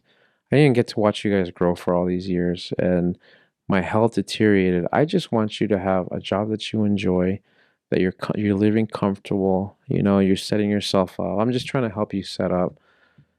And they understood. But I told them, I'm like, all right, then it's gonna be a grind. You're gonna work the 9 to 5. You're gonna slave. You're gonna, you know. And so they did that, and they understand. They don't regret it. But what came out of it was, um, they started releasing music on YouTube, and they didn't even tell me about it because they thought that I was ashamed of them. And when I started seeing it, I was like, holy shit, they're pretty talented. Like, it's really good. And I'm like, hey, fuckers, why don't you tell me about this music? And they're like, well, we just didn't think you cared. And then since then, I'm like, man, I've been failing as a dad so much. I said, this point forward, I'm gonna be the president of their fan club. I'm gonna champion them. I'm gonna teach them. I'm gonna manage whatever I can for them. I'm gonna open up as many opportunities as I can for them. And I'm so proud of them. At the end of the day, like, I'm most proud that they're just good human beings. They're very humble, very respectful, and they're very good looking kids. Yeah, they are. I'm jealous of their hair. Me too. Yeah, I think we both are, right? We both are. They got Yeah. that curly salvy hair. Yeah, they do, But man. They look like Higuita, like Rene Higuita with the but little yeah, curls. everyone wants to be famous. Everyone wants to be an actor, musician, but for my kids specifically, it's not a matter of if, it's when. So, I'm here to support them. And, it means a lot because they're very talented, but they don't have a lot of resources. So, just the fact that, just meeting you and you being able to connect them with people, like, even if they don't become famous, that, it's special to me that, I have people like you in my life to, give resources, and that's why I do the things that I do. Like, if it's just inviting you to a restaurant to come have dinner, like, it's such small things, but to me, like, I will give and share whatever I have with anyone that I love. And I love you, man. I love So, you too, man. Yeah, it's the when you told me a story about your kids, man, it's heartbreaking because when you're going through that, I've had several friends that I've had those conversations with, very deep conversations about them having thoughts of suicide. And it's challenging because on my side, I've had to figure out, okay, well, what personality am I dealing with right now? On my side, is this the person that needs some hand holding? Do I need to scold them? Do I need to just listen to them? How do I get them out of this shit? Like, how do I help them? Or do I mhm. just need to listen? But as a father, fuck, like that's just a way bigger weight than just a friend telling you that. Yeah. And for you to have the perspective to say, like, immediately, screw that. How do I help you? How do I support you? How do I Yeah. keep you happy? You're my kids. Mm-hmm. I don't give a fuck about this college shit. Like, Yeah. I mean, I kind of do, but Yeah. I care more about Yeah. you being alive and your Yeah. happiness. Yeah. There's a lot of parents, I think old school parents would not do that, right? Yeah. Where no, what are you thinking? What are you doing? Are you crazy? And scolding them and kind of kicking them when they're down. Yeah. And you had the total opposite. Learned behavior. Yeah, Yeah. and that's kind of the thing again, like with my mom, right? Where I've like none of us. I mean, I went to college. Diego, I think, also did college, but I didn't graduate. Like, there's no Mhm. college degree. My mom tells me still, I think you faked graduating high school. I'm like, what? She goes, yeah, I think you just mailed yourself a certificate. I'm like, no, I just would ditch all the time, and I Mhm. got, basically, I went to a school 3 months before graduation, and they mailed me the diploma. Um, but my parents were not like pushing that on me. It's like, okay, find your happiness, kind of like the Yeah. freedom to express yourself, right? My parents never harped on me for school. And we got by, man. My bros and I got by just by, I don't know. I think being naturally gifted. Yeah. Naturally gifted. Some people struggle, some people didn't. And so the whole point with your kids, it's okay. Now that we've made that clear, that I am going to support you, understand that you've chosen your hell. Right? So we all have a choice to either go to the factory and work and be in hell, or we have a choice, let's say, to be salesmen and then maybe have Mhm. to be entrepreneurs, for example. Yeah. So I'm choosing my hell, or I'm choosing my heaven. I'm choosing my struggle. You've made a choice that the struggle you want to choose is your music, but you're Mhm. also going to have to hustle. Yeah. And you're also going to have some other stuff that's going to be very difficult. Yeah. But rather this than the way you were feeling. Yeah. 100%. Yeah. And so whether they end up making it big, I don't think they'll have a problem with that, or they don't. They may change their mind later. Um, the most important part is their being as a person, Yeah. how they are as human beings, Yeah. their character, their Yeah. smiles. Um, they're just nice kids. Thank you. They're nice kids. I don't know. They're really nice. Uh, Not all kids are fucking nice. you know. Yeah, I'm glad that they're in my life again. 'Cause they're just, I raised them a certain way. I was a little harder on them than I was with the little one, but I'm glad that they're here because the little one, another good kid, so proud of him. Good looking kid, smart, very nice and humble, but he's like, I'm the old, like, shriveled up dad, like, yeah, dad, you're out of touch. But now that his brothers are in his life, he's like, oh, I want to be like my brothers. And so they're kind of like, I go through them now, like, Yeah. hey, you know, Hey, tell your brother to go tie his shoes. yeah. That's cool, man. Well, um, is there anything else that you think that we missed that we could have talked about, or anything that you'd like to focus on and share? Oh, Um, actually, you know what? Let me that thing. Well, two things. So that watch, super dope, by the way. Thank you. Very nice. But that jacket, you said it's from your friend, the one you introduced me to, Yes. the model dude. Charlie Chocare, shout out to Charlie. So Hey yeah, Charlie. yeah, so Charlie, so one of our Chin Chin restaurants is on Sunset, and next door is a men's like clothing, like a place where men get nice suits and clothing.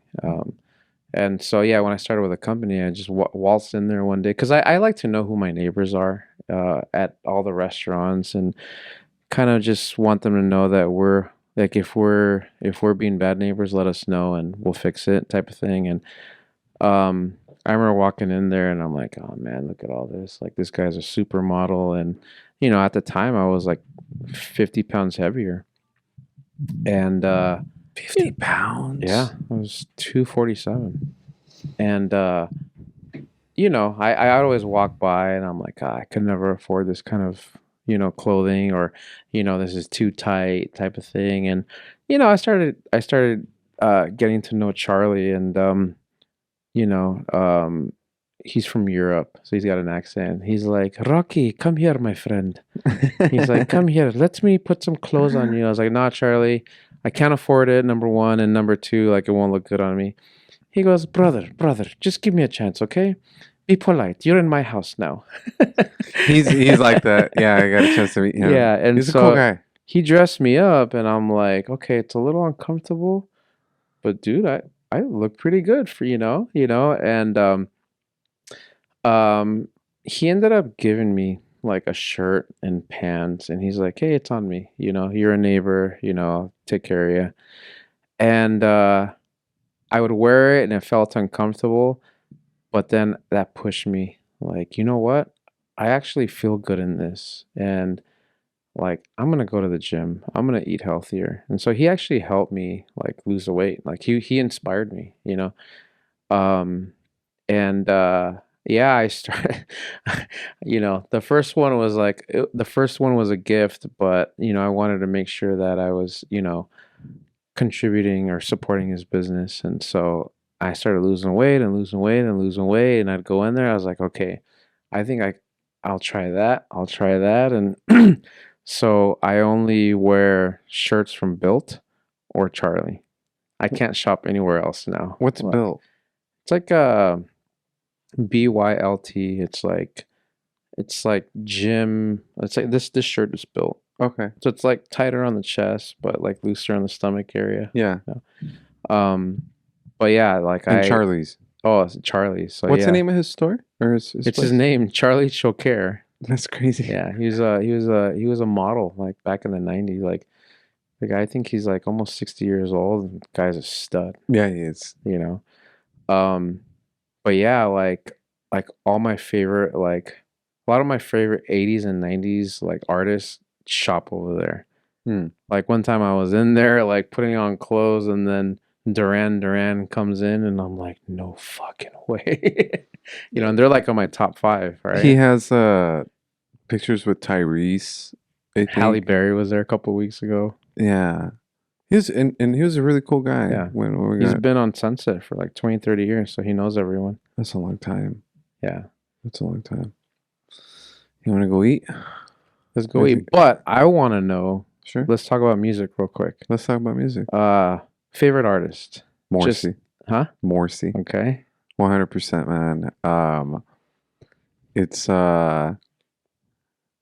so to me, it's not only the lyrics, which are funny, there's humorous, there's satire, sometimes they're nothing, but usually they say something very meaningful. And um, the obviously it's Morrissey, the Smiths, Johnny Marr on the guitar.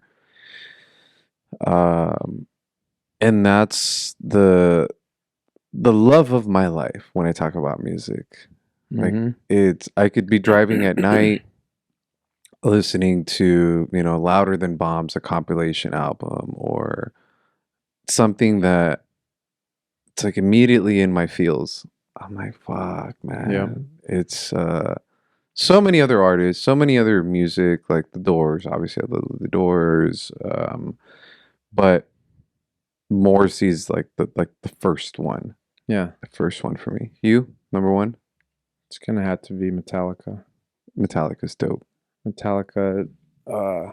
Yeah. I mean, I listen to everything, but I would say like it's metal, rock, hip hop. 90s hip hop mostly, but because of my boys, I'm trying to get in tune with the newer stuff, appreciating it more. But yeah, it's like Metallica, Led Zeppelin. Um, but my all-time favorite music's the '80s. It's Okay. like Duran, Billy Idol, Bon Jovi, Journey, Madonna, Prince, Michael Jackson. Dude, I can go. My playlist. I have a giant playlist on my phone. So Yeah, I mean at the gym it's mostly like gangster hip hop or rock and roll. Oh, Marilyn Manson, probably Tool. I can go on and on, dude. Like I have so much music. Like so it's like the gym, it's like metal or hip hop. At work, you bust out the cumbias. I'm serious, man. Everybody loves it. Yeah. Everybody starts dancing. So like yeah, like restaurants, it's like 80s, 90s, like party music, the cumbias. Like long drives. It's like the karaoke stuff, you Mm. know. Um, or like the love music. You start thinking about, your past or, good times in your life. Dude, I have so many. You'd be surprised the type of stuff I listen to. Bro, all right. So Morrissey's number one, and he's always gonna have that throne, I think, because of the time when I got into Morrissey. And still being mentally a rebel, right? Like Morrissey dressed like a rebel, look like a rebel, like the James Dean sway head. I'm so sorry. What's the name of that song? I'm so sorry. It's not. Fuck Suede Head. Um, so that has a special place, right? But Metallica, for example, Metallica has a special place in my heart because Hmm. when I was in high school and I got kicked out, well, air quotes kicked out. Basically, they said, we don't think it's safe for the students, for you and your brother to come to school anymore. We're not kicking you out, but like we just don't think you should come here. So basically, it was a kick out without an official kick out. Yeah. My brother and I went to another school where my ex girlfriend at the time, like she would go to school, but we would always ditch because I had extra classes or I didn't want to go to school or whatever. And we would listen to KLOS 95.5 KLOS. And so we listened to Mark and Brian. So Mark and Brian had they were radio hosts, but then there was also it was classic rock. So Metallica all day long, AC/DC all day long. I Mhm. fucking love AC/DC. Kiss, Mhm. you know. So I have, just like you're talking about the music, I have music, dude. I have these playlists of like 1,000 songs, 1,000 plus, Yeah. 3,500 songs, and it'll go from like Tiger Army to Johnny Cash to Metallica to Aniceto Molina to then some Morrissey, then some Billy Idol. I actually got to see Billy Idol several times. That was Me still too. ripped. Me too. He's so ripped, dude. I'm like, what the fuck? Yeah. Like that was, Such a stud. dude. And Yeah. he And sings he had one of the best so guitarists too. dope. Yeah. Oh yeah. Marilyn Manson's fucking dope as shit. Oh dude. Been to his shows. Mhm. Alice Cooper is dope as Mhm. shit. So then there's country music, and then there's inner wave, and then there's like all this punk music. So dude, music to me, I start with music. Like I wake up, Oh, same like thing. I hit play, and I Yep. put it in my pot. If I sleep in Bro. my underwear, I grab the shit and I just put it like back here, so it's like It's playing. yeah, it's just hanging in. Bro, I do the same thing. Yeah, I swear to God, I do the same thing. Like, I have wake up music, I have shower music, I have like getting ready music, I have like, yeah, it's like I just always have music. always The music. only time I don't have music is when I sleep because I learned that because I used to sleep with music on, and it's like almost like if it's brainwashing you. Yeah. So I learned to like cut it off. Yeah, dude, I love music. I'm listening to music all day. How about freestyle music? Did you ever get into Yeah. Stevie Freestyle, B? Stevie B. You're my diamond girl. You're my He's coming back. diamond 2 girl. more Yeah. months. The only thing, one thing that I did not appreciate, and I will admit this, I did not appreciate 90s rap music at all. I fucking hated it Mm-hmm. at the time, Mm-hmm. right? So my brother Mike and Garrett, I'd like to introduce you to Garrett. You'd get along with Garrett. Garrett manages uh, the Hilton or the Marriott in Pasadena. Marriott or the Hilton, one of the two. But Garrett, who's older than me, um, he loved 90s hip hop, but like underground hip hop, like KRS One, Yeah. what Yeah. like 90s. I'm sorry, like New York hip hop and shit Yeah. like that. And I'm like, why are these fools so angry? Yeah. Yeah. I'm like, I don't like this shit. Yeah. Or Tupac.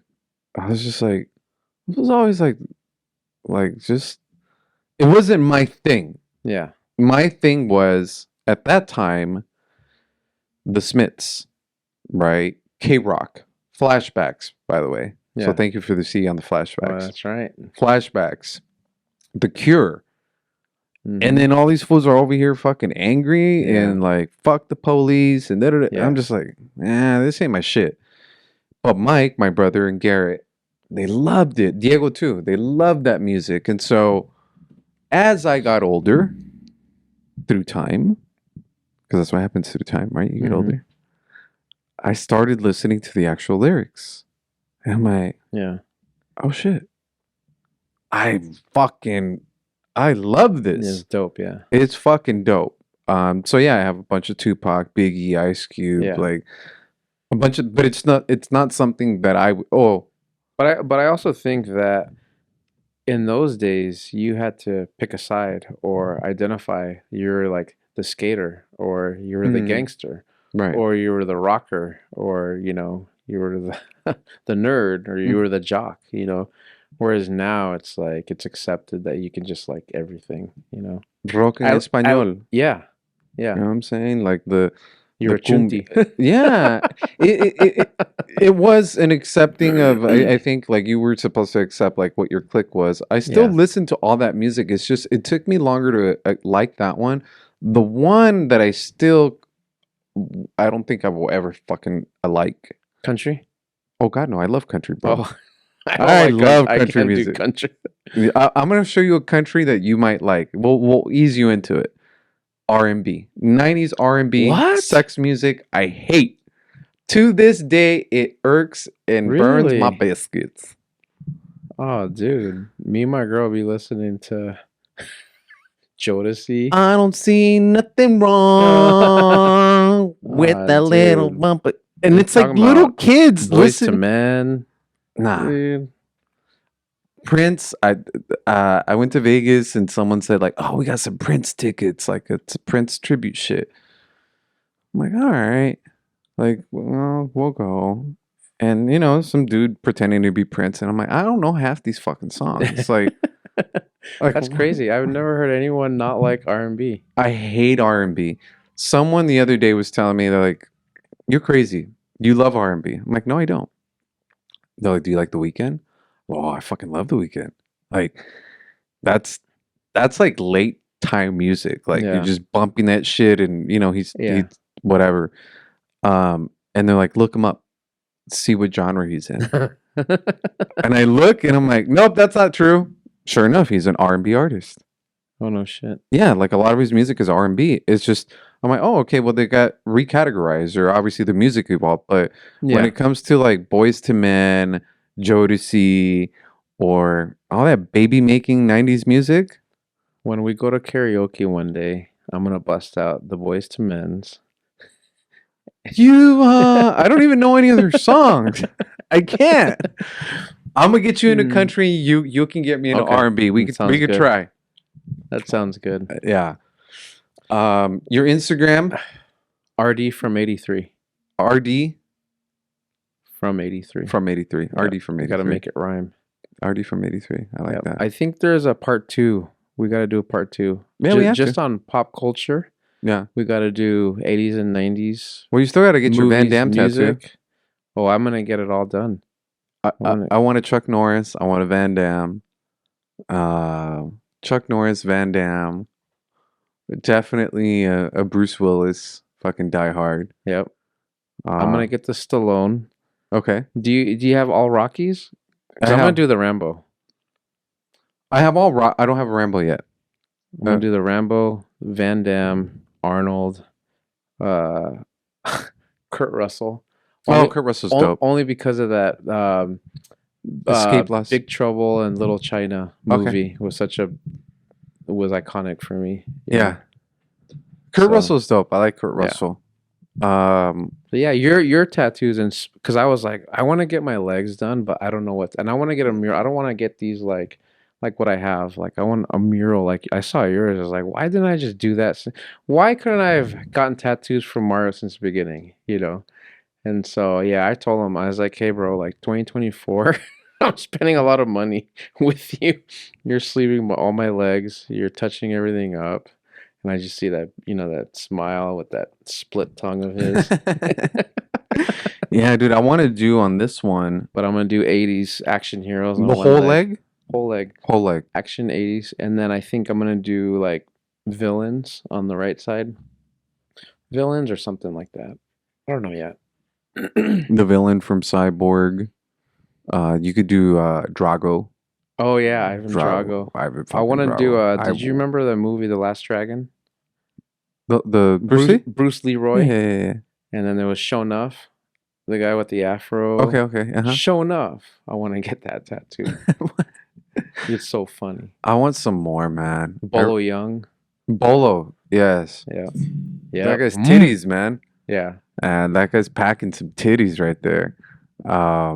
He's cool. He's cool for sure. It's iconic. Yeah. Did you see what I tagged you in? The one where it looks like anime? Yeah. Okay. Yeah.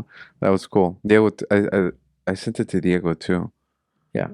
We definitely need a part 2. We're gonna do it. So much to talk about. We gotta do crazy stories from those house. I have near-death experiences or things that I've seen. You gotta go now or what? Or No. I thought you wanted to eat, so I thought. No. We can talk about whatever you want, man. I got all day. So do I. I ain't got no Okay. shit. My permission slip Okay. sign, fool. Oh, dude, I got. Oh, let me take off my jacket though. Smoke break. I do need a smoke break, but if I get a smoke break, then I'm gonna have to go to the gas station. So fuck that. No, You out of smokes? I'm out of smokes. Yeah. Let's go to the gas station. Is it You far? No. Let's go, dude. Let's go do that, and we'll come back. All right. We took a potty break. Together. Yeah, exactly. We were holding hands. Have you ever done that? Taking a piss and holding another guy's hand at the same time? No. Why not? You gotta follow the man rule. 1, you skip a stall. That's the weirdest thing when a motherfucker walks in and it's like he's right next to you. Yeah. Look, bro, go to the toilet. Like, what are you doing, Yeah. man? Yeah. Go to the toilet. There's rules. There's rules to this Unwritten rules. Yeah. Look up. It's like look up. Look down. Don't look anywhere. Yeah. I sometimes rub another guy's little earlobe button. It's like, scoot over, motherfucker. Like, what are you doing so close to me right now? Ah, shit. So yeah, we're back. We had to take a little break. We talk about some 90s shit, some music shit, some party crew shit. Okay. So I know that one of the things, you know what? I'm curious, man. Before I get to that, like your mom, right? So did your mom teach you Spanish? How to speak Spanish? Or No. So growing up. do me a favor. A little closer. Put your body over. Look, see how you are. A little bit like that. Yeah. All right. There you go. You're pushing yourself off camera. There we go. Yeah. So you're Spanish, like, cause you obviously speak Spanish. Yeah. Is it when you had the time in the Salvadorian household, your mom? No. Or? So my first language was Spanish, Okay. and then like my dad speaks fluent Spanish. My mom speaks Tagalog, which is crazy. They learn from each other. But growing up, I was surrounded with all my cousins and aunts and uncles on both sides. But yeah, in elementary school, I was just doing bad grade wise, and my dad's like, "You're only speaking English," so that's what we did. We spoke English, and then I understood all the other languages growing up because you'd be surrounded by it, but I was always embarrassed to speak. Still am kind of, because I can speak fluently, but there's just certain words I still don't know how to pronounce, or certain things like I still don't know how to say or understand. But for the most part, I know. But no, it was when I started working in restaurants. Like I'd be in restaurants where like the whole staff is Salvadorian, or like in Vegas, my whole staff was Cuban, or all from Oaxaca or something. And it's like you were forced to speak it, or otherwise they didn't understand you, or they didn't follow direction. And so no, I just started practicing, and yeah, they made fun of me, and but I didn't care. I had a job to do, but just years and years of it, like I got good at it. When your kids, they speak Spanish? They never wanted to, but now that they're in LA, they're like, all right, we need to learn Spanish. Yeah. So they're learning. That's cool. You got to teach them some Espanol. That's right.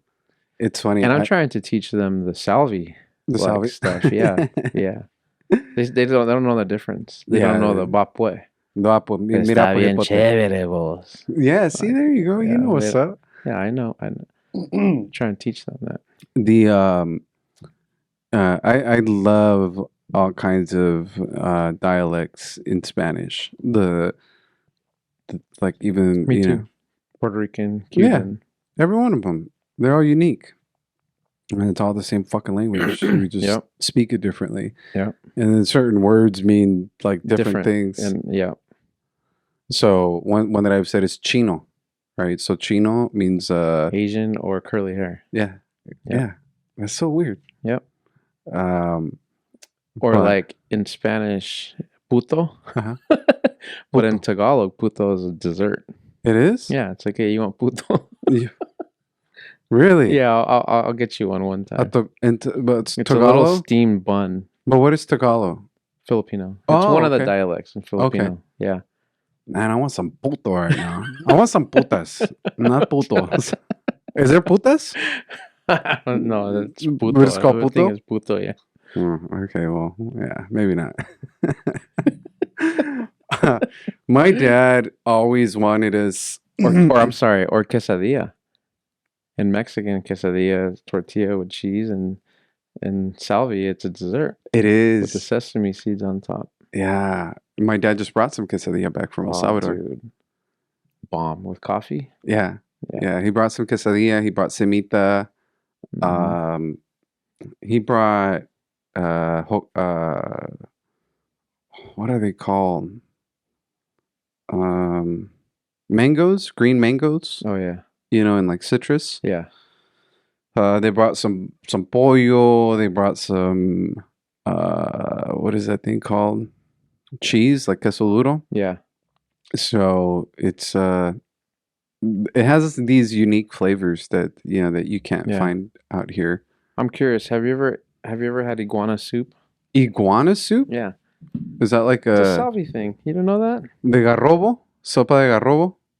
I don't know what they call it. I just know that they make soup out of iguanas. And the only reason why I know is because I used to have 2 5-foot iguanas. And my mother-in-law would be like... Drooling over them? Yeah, when is it going to make eggs? Or when are we going to make soup? I'm like, what? That's my pet. And they're like, oh, in El Salvador, they're everywhere. We make soup out of it. I'm like, what? Have you ever tried it? No. No. Yeah. I've never had iguana soup. I don't like soups, man. What? I don't like soups. I love soup. We grew up on soup. Yeah, my mom loved soups. Any kind of soup. And I'm just like, I'm not a soup person. I don't like hot food either. Like if the food's... Really? if the food's piping hot, no, I want it. My coffee, like when it was sitting here, like I have to let it cool out. I don't like hot temperature food. It has to be hot temperature, and then it needs to start cooling down a bit. Do you like raw food? No. Oysters, sushi? No. That's weird. You're picky, man. Yeah. I mean, I'll eat them, but it's not like I'm never like, ooh, I really want some oysters. Yeah. Like, no. Okay, eat an oyster with putting nothing on it.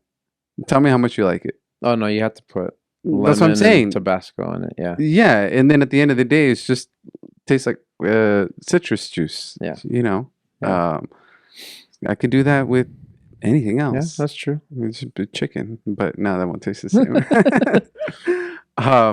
So the party scene, I want to ask you about that. So obviously, you were a rebel. Rebel. Hmm. Uh, it's a style. Um, when I had an identity crisis at that time because hanging out with the Filipino family, you were a break dancer with like bangs, Mhm. which I had, Like, and did you then ever bleach your I bangs? bleached them. Yeah, Okay. they were from the front all the way to the back. And I mean, the only reason why I did it is because my friend Tony had. I wanted to be like him, Yeah. and so yeah, there was like a group of us with bangs and break dancers or groovers, baggy pants. This is in high school or middle This is in school? high school, and Okay. then Were you one in? Was it normal for this high school, or was it like a certain group within the high school, like a small it group? was a certain group. A small group? Yeah, Yeah. it was the Asians. Okay. All the Asians congregated. They like the Asian club. Yeah. So I hung out with them, but then there was like all the Hispanics together, and then so there were the gangsters, and then there were the other like Hispanics that like dressed up nice or rebels or car clubs and stuff like that, and I think I started breaking away from like the Asian stuff and started doing more of the rebel stuff, and um so yeah, I was always changing back and forth, you know. Same here. I mean, to the degree that my style was like rebel, right? So I'm wearing the Harleys, I'm wearing the Levi's 501s. I got the chain wallet, right? I got the belt buckle. I Mhm. still rock the belt buckle. Fuck that. I'm still gonna rock it till the day I die. Um, and black or white tees, Yeah. cuffed up sleeves. I still Yeah. rock them just like that. You can wear a Pendleton, which is kind of like a an addition to it, like a little bit gangster, but Mhm. then or the leather jacket or the fur on the inside, those type of coats. I've always loved that style. But then I also, would be the pretty boys, right? Mhm. So obviously then like plucking the eyebrows, right? So I had I very did that. I got pictures of that too. yeah, that's why I think I lost all my eyebrows. Like, where the fuck they go? My dad, Did you have earrings? uh, I think I had earrings probably like junior year. Um, I think I may have had earrings, but what I did before that was the earrings that were earrings that looked like earrings, but they wouldn't Oh yeah, make a yeah. hole in them. The magnets Yeah, like or clip-ons? kinda Yeah. like without the hole in them. Oh, we used to do our own. We used to go to Claire's and Hmm. get the staple things, and dude, I had like 12 piercings. Really? Yeah, but when I first started, like, you're a kid, so I'd raid my mom's jewelry box, put like gold loops and stuff. Yeah, I wanna get a gold loop. I want to get the Lost Boys one, Hmm. like with the Oh yeah. cross. I just saw this one that goes from the top of your earlobe, or I don't know what this is called up here, Hmm. but so you put the earring in, but it looks like it kind of Oh, it goes goes, yeah, straight, like yeah, this. connects, yeah, It just kind of connects. I'm like, yeah, oh, that's fucking dope. I'm gonna get that yeah. one. So it was Rebel, Pretty Boy. Pretty Boy was more for me of a style where everything was matching, right? Like my shoes, the Hmm. laces, the socks match with like a shirt, something like that. And then skater. I even dressed up like a skater, Yep. but skater pretty boy. So Yep. not white boy skater. Yeah. It's like I wear the Hurley, right? Hmm. Hurley, Billabong. Um, I had the obviously, Etnies. huh? Did you have Etnies or Etnies, DC? DCs, I had those too. and then but again, not like the white boys. The white Yeah. boys just look like they just fucking got out of bed and threw anything on. It's like, nah, my whole shit fucking matched. Yeah. Yeah. So my cousins would call me white boy. What's up, white boy? What's up, white Yeah. boy? Pinche güero.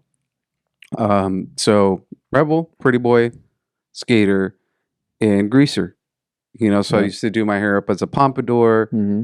Again, it's very similar to like the rebel style, but Hmm.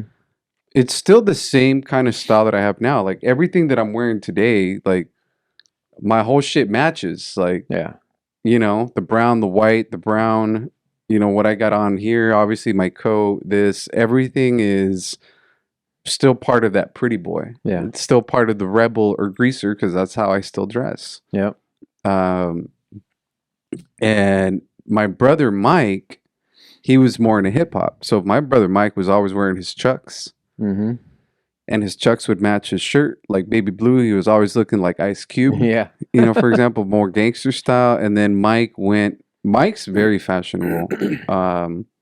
And he also dressed up like a greaser. But I don't know, man. There's just something about that era and that time where you were still an outcast. Yeah.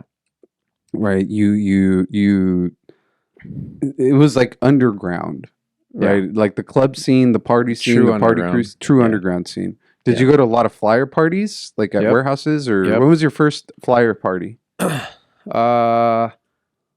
You remember that? Yeah, so where I'm from, there's a lot of warehouses, and so yeah, I mean there would be so again, like during this time, like all like the car club, the people I hang out with, like they were already in their 20s, and then only reason why I tagged along was because I was hanging out with their little brothers, which I went to high school with. Um, but it was like I was gonna go, so I figured out a way how to get a fake ID. I had a fake ID at 15. I was going to McLovin? yeah, I was going to strip clubs. I was going to those flyer parties. But yeah, I think the first warehouse thing, like we never. So again, I'm from Reno, so it's not LA. Like we wanted to be like LA, so everyone emulated the party scene from LA. But yeah, it was like the house music, the freestyle music. And at that time, those warehouse things, like they didn't card. Just like you had the money, all right, you got 10 or 20, you're in, Yeah. So, um, yeah, that's how it started. But one of the guys that ran the car club, his name's Eric. Um, he's like the OG guy, the organizer of the car club. Like he started throwing parties, and so everybody would chip in. Like you're gonna do this, you're gonna do that. You'll be, So like I was part of all of that when we would throw our own parties. It would get shut down before noon, a fight or gangs or rival party crews fighting or fighting over girls, like so. But yeah, I mean, it was like we were just always looking forward to the weekend. We were doing that every weekend. And it's funny because like I see you dancing all the time and I'm jealous. Me? I'm I don't know how to jealous dance. because like dude, I used to dance. I used to battle. I used to do all that stuff. And then now it's like recently I've been trying to dance and I'm just like I don't remember any of this. I don't remember how to do it, A couple weeks ago we went to Biggs's event. Me and my girlfriend Liz were dancing and I was like, I can't do it. And she's like, here, take a shot. So Yeah. I started drinking and I just started dancing and I was like, oh yeah, I remember this. And then,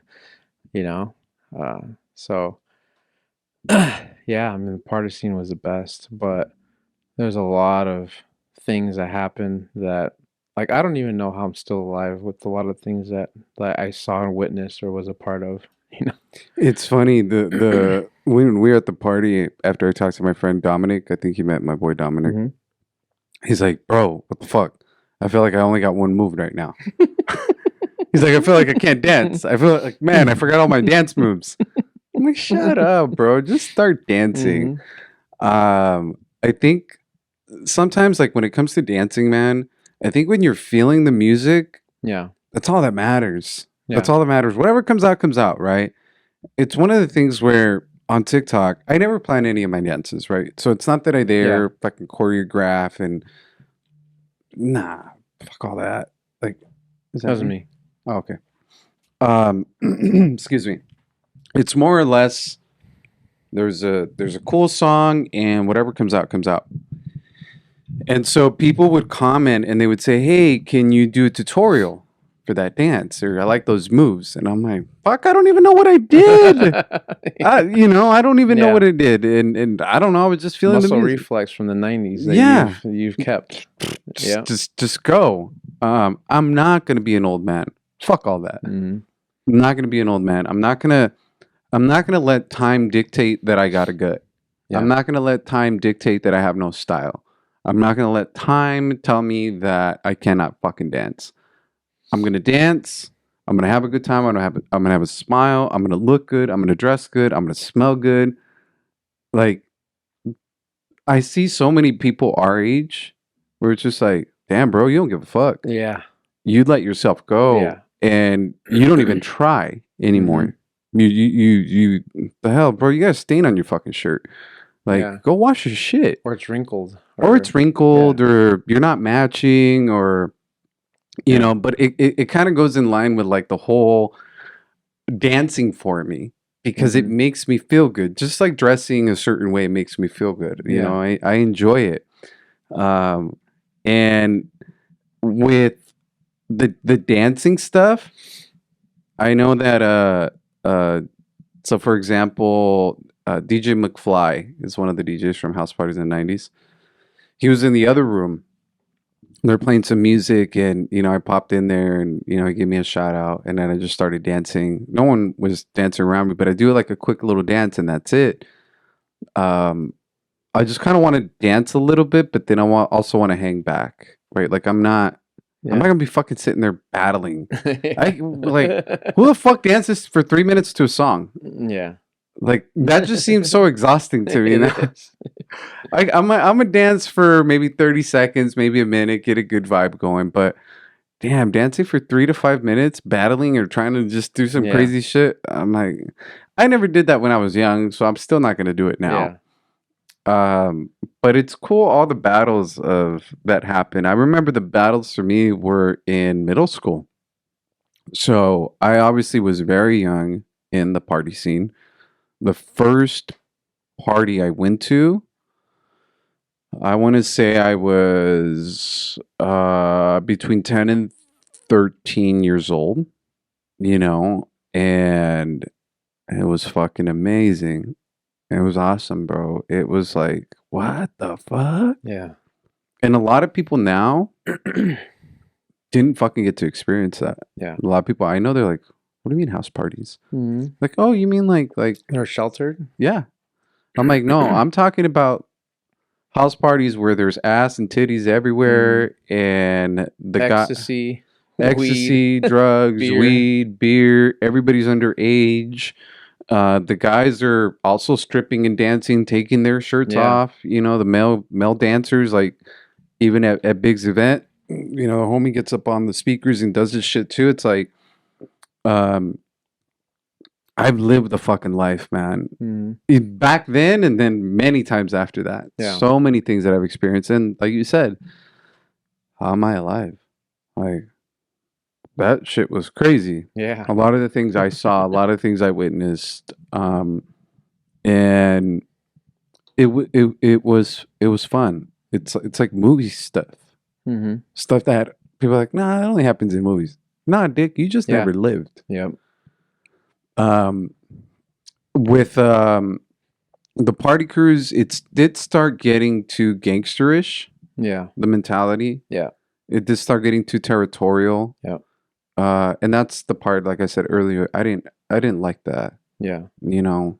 And for me, I have two brothers, and so I have a friend of mine who's a DJ, and he was saying, this is way later.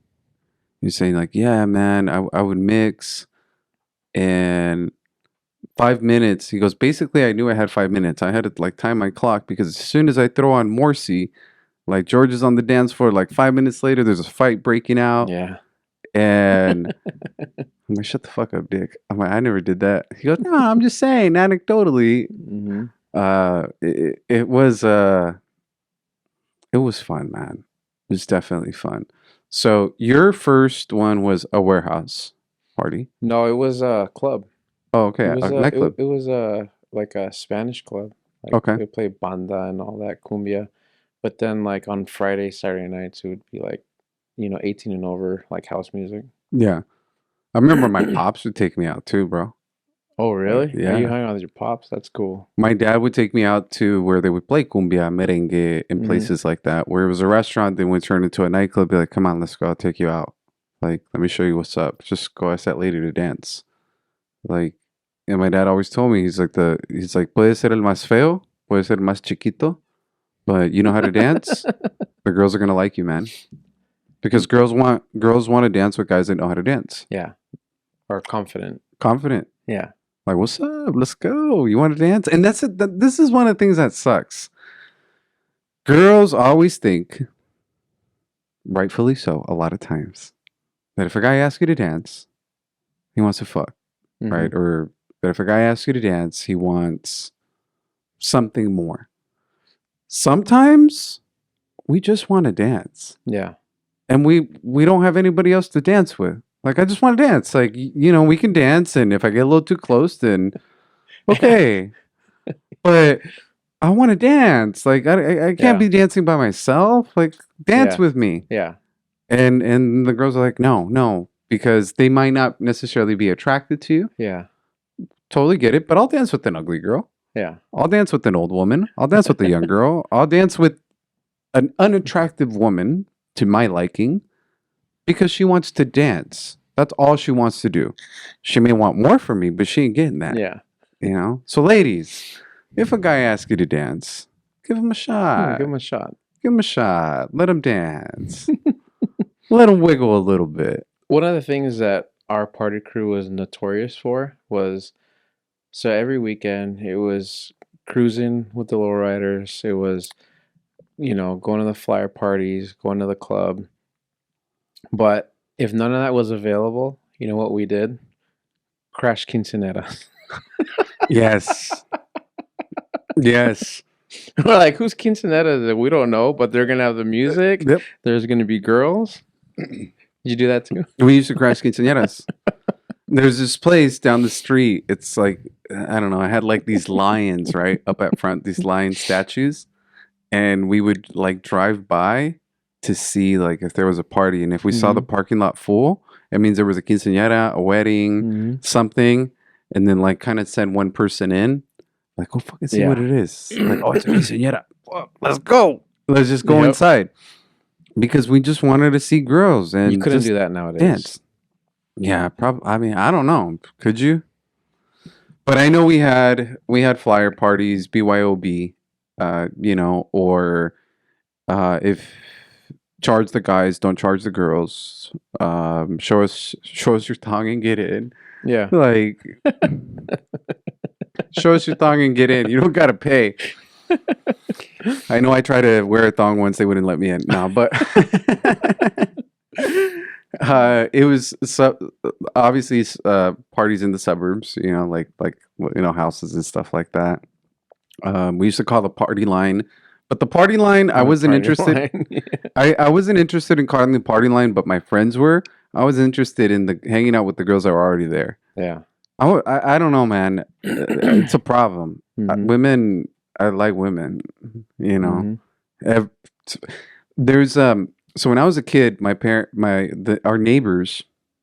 This is in El Salvador, right? So our neighbors had a little liquor store, right? You run a little shop out of your house, and they used to babysit me, and I used to throw coins from the counter. So the countertop of whatever. I used to throw them on the floor. So I could get on the floor and look at their legs. And this is when I was 3 years old. So when I tell you like women, animal instincts, bro, I love women, man. I like girls. Very, very big distraction for me. And it's one of the things, again, when I got scouted for the U.S. national soccer team, my biggest distraction was women. My biggest distraction was like I wanted to be where the girls at. Yeah. Like I like seeing the ladies, Well, it was special back then because like nowadays you can just, hey, what's your Instagram or what's your Snap?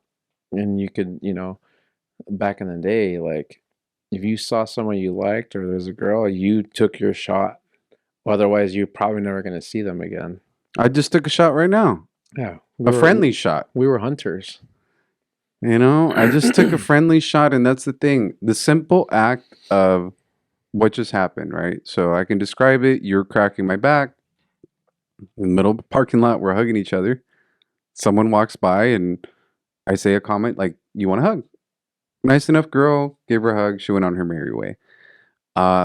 But if I wanted to pursue that, it wouldn't have just been that. But that's how easy it is. Yeah.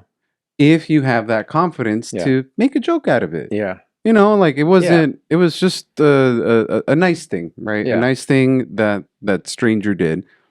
But guys are fucking afraid. They don't have the confidence Yeah.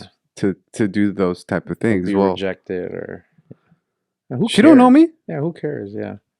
Yeah, but that's why I say so. Back in the day, when I actually started clubbing, I would sit there, like, let the ladies ask me to dance. The girls want to dance. Look, I'm sitting here by myself. You guys want to dance? You guys think I'm handsome? Then come ask me. Shit. And the friends that I would go out with, the girls that I would go out with, I dance with them, and then the other girls would see the other girls in the bar or whatever, wherever I was at. Like, oh, he knows how to dance. So then, after I did my little twerking moves, I'd sit down. Twerking before it was twerking. Twerking before it was twerking, and I would sit down, and then they'd come ask me to dance because, whatever, because of whatever reason they found a reason to ask me to dance. But that's where it sucks when maybe you're not that confident as a man. Mm-hmm. And it's like, yeah, you do want to dance. And you ask one girl and you're like, fuck, dude, I got rejected. And then you ask another girl, fuck, dude, like get rejected. It's like, damn. It sucks. But did you surround yourself with other guys like that? Because all the guys I hang out with, all alphas, all competitive. So it's like you saw it, and like, it's like if you're in a wolf pack, and if you want to get your meat, you better jump in and do something. Don't just like wait for leftovers. Like, so like that's how it was for me. Like, was it for like that for you too? I think. Like, were you surrounded by other, or other alphas? Huh? Other alphas? Yeah, or like other guys that Did you learn that, or it was just something that was natural? I think because mine was a learned behavior. Learned behavior from those guys. Mm-hmm.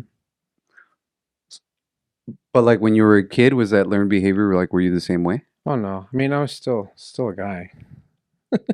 Whether it was teachers or mom's friends. Mm-hmm. Hey mom, invite your friend over again. I think she wants some tea.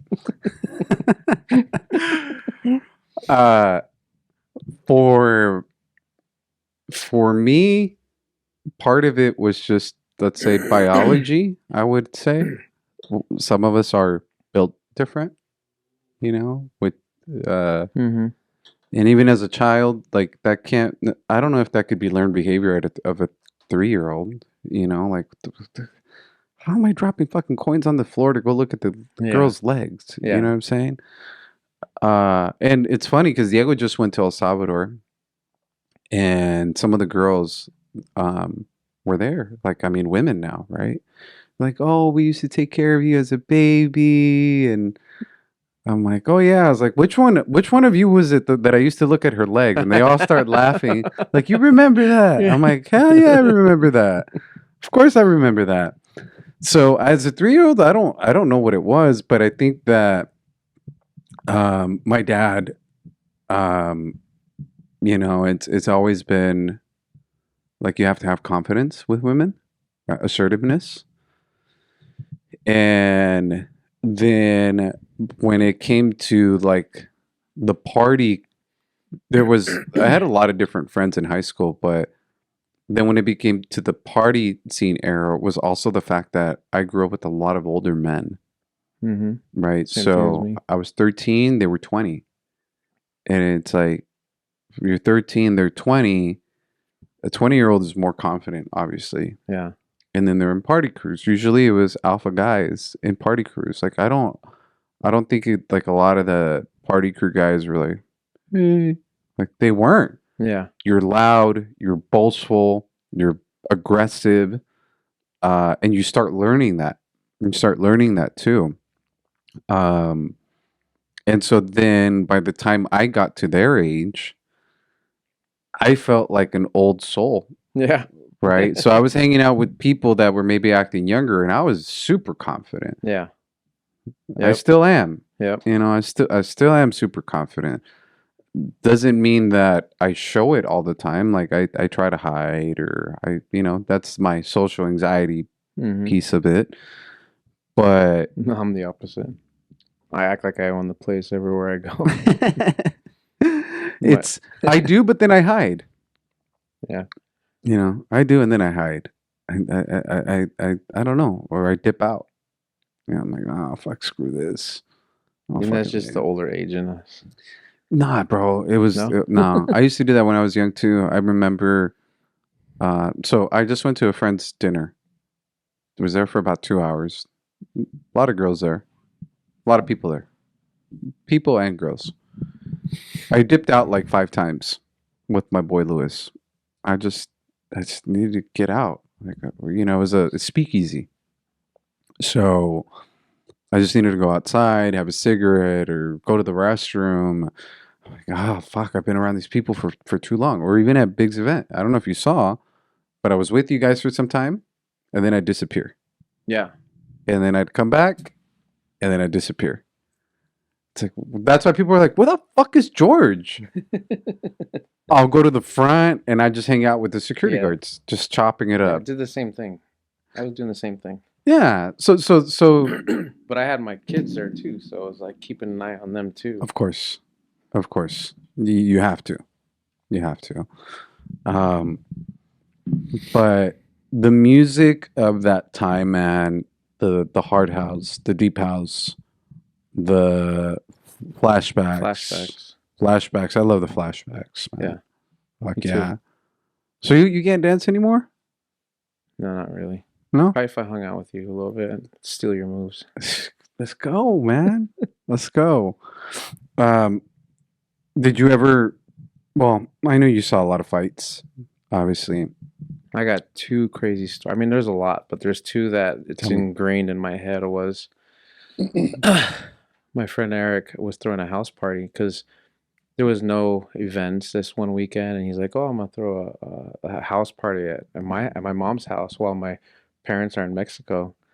So it was like us, and then he invited like one or two like girl party crews, and so everything was cool. We're drinking, and then I had brought some of my friends that they didn't know of, but they're kind of like gangsterish, and but I didn't know how bad they were. I brought them. Everything was cool. We're having fun. We're drinking, and girls show up, and then it got funner. But then they brought dudes, and then it's like these dudes are trying to come into the house like 10 deep, and we're just like, we don't know you guys, like. I'm like, sorry, like, house is really small. We don't know you guys. Sorry, but we can't let you in. Next thing you know, bam, freaking rock through the window. And we thought it was gunshots. Mm. So they started throwing rocks through the house, and everyone's ducking down. And I remember at the time, like, I heard screaming, and at the time my best friend BB was just like, Rock, your brother's hurt. And I had brought my little brother with me. I think he was like 13. And we were drinking beer, drinking Miller High Lifes. And I go outside, and my brother was standing next to the front door with some of our friends, and they chucked a beer, and the bottle hit the door, and what do you call it, ricochet, Yeah. or all the glass broke and ricocheted onto my brother's face. Oh shit. So we all got into our cars, we drove off. Apparently, there was like it spurred into a bunch of fights, but that was like the first warning. You were Like, 15? I was like 15, Yeah. yeah. That was like the first big one, but we didn't stop partying.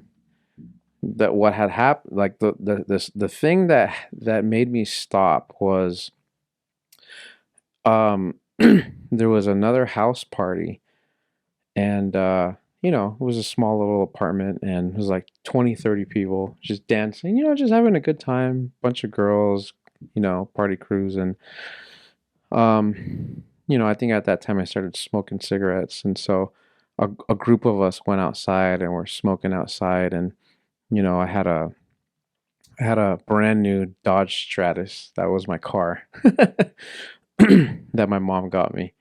And so we're outside the cars and we're smoking cigarettes. And then I think for the most part we knew who everyone was. And then, but there was these like gangsters like down the street, like they were doing something. But then like they started driving up really slow, so everyone's like kind of looking like, oh, who these fools? And then next thing, pop, pop, pop, pop, pop, they start shooting. Everybody gets down. I go under my car. And then it was just another day in the 90s, right? Like, okay, whatever. So then everybody goes home.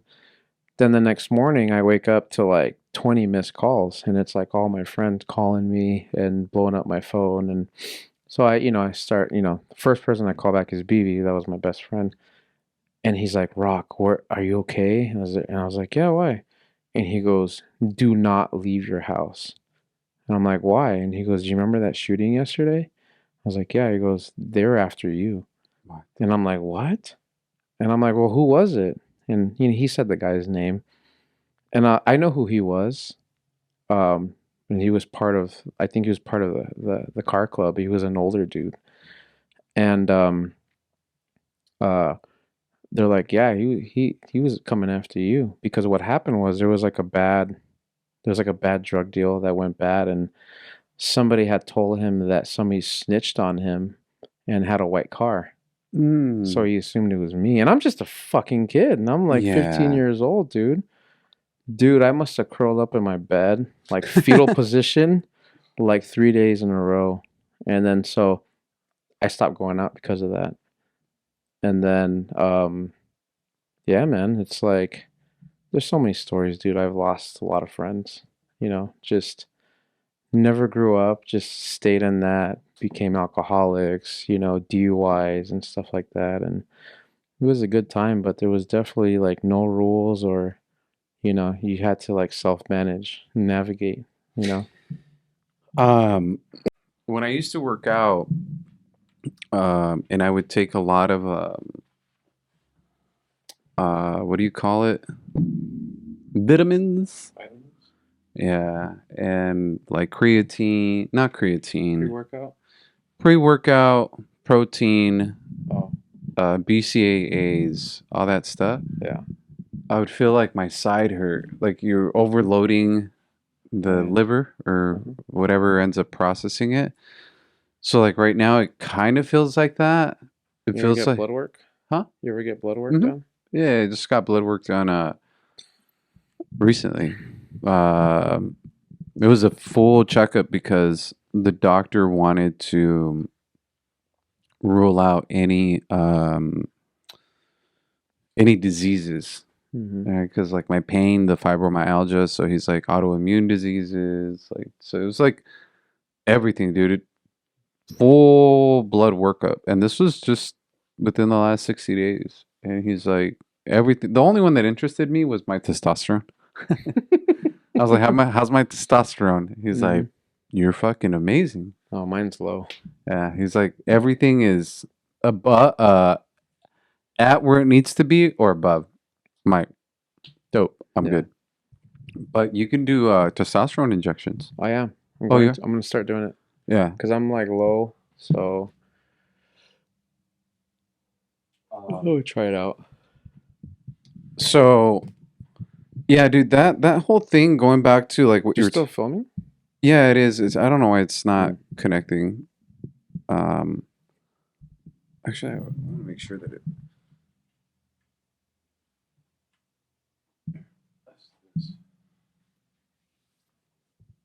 That has good battery. Yeah. Going for hours. So, one of the like how you were saying right now about wait,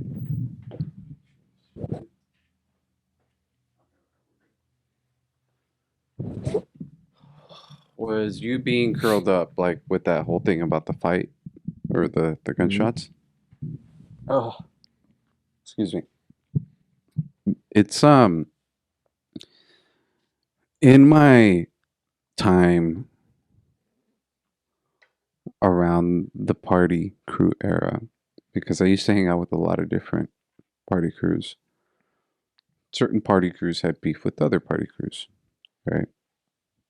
But there was also beef with neighborhoods. Like people were actually, from gangs and Yeah. stuff.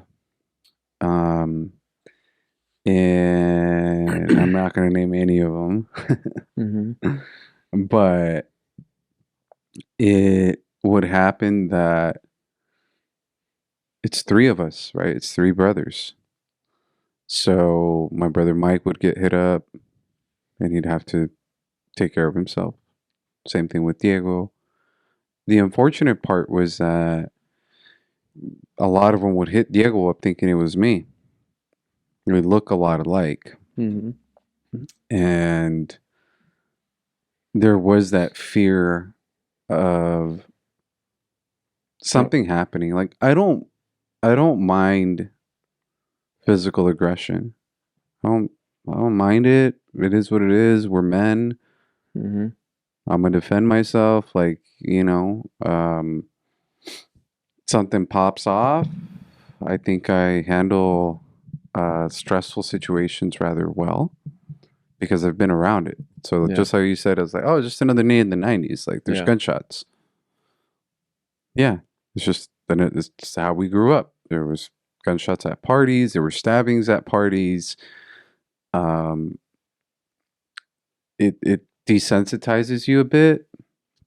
Doesn't like everywhere I go now, I look at exits. I'm always thinking that, like, okay, where's an exit? Where do I get out? Where do I be safe? It's situational awareness. Like, is this guy drunk? Is this guy clenching his fist? Is this guy, has he got steel toe boots on? I'm always looking at that because Yeah. of the way we grew up, right? But what you had to go through as a child, that's traumatizing. That's like, fuck this, bro. Yeah. Like, I didn't do shit.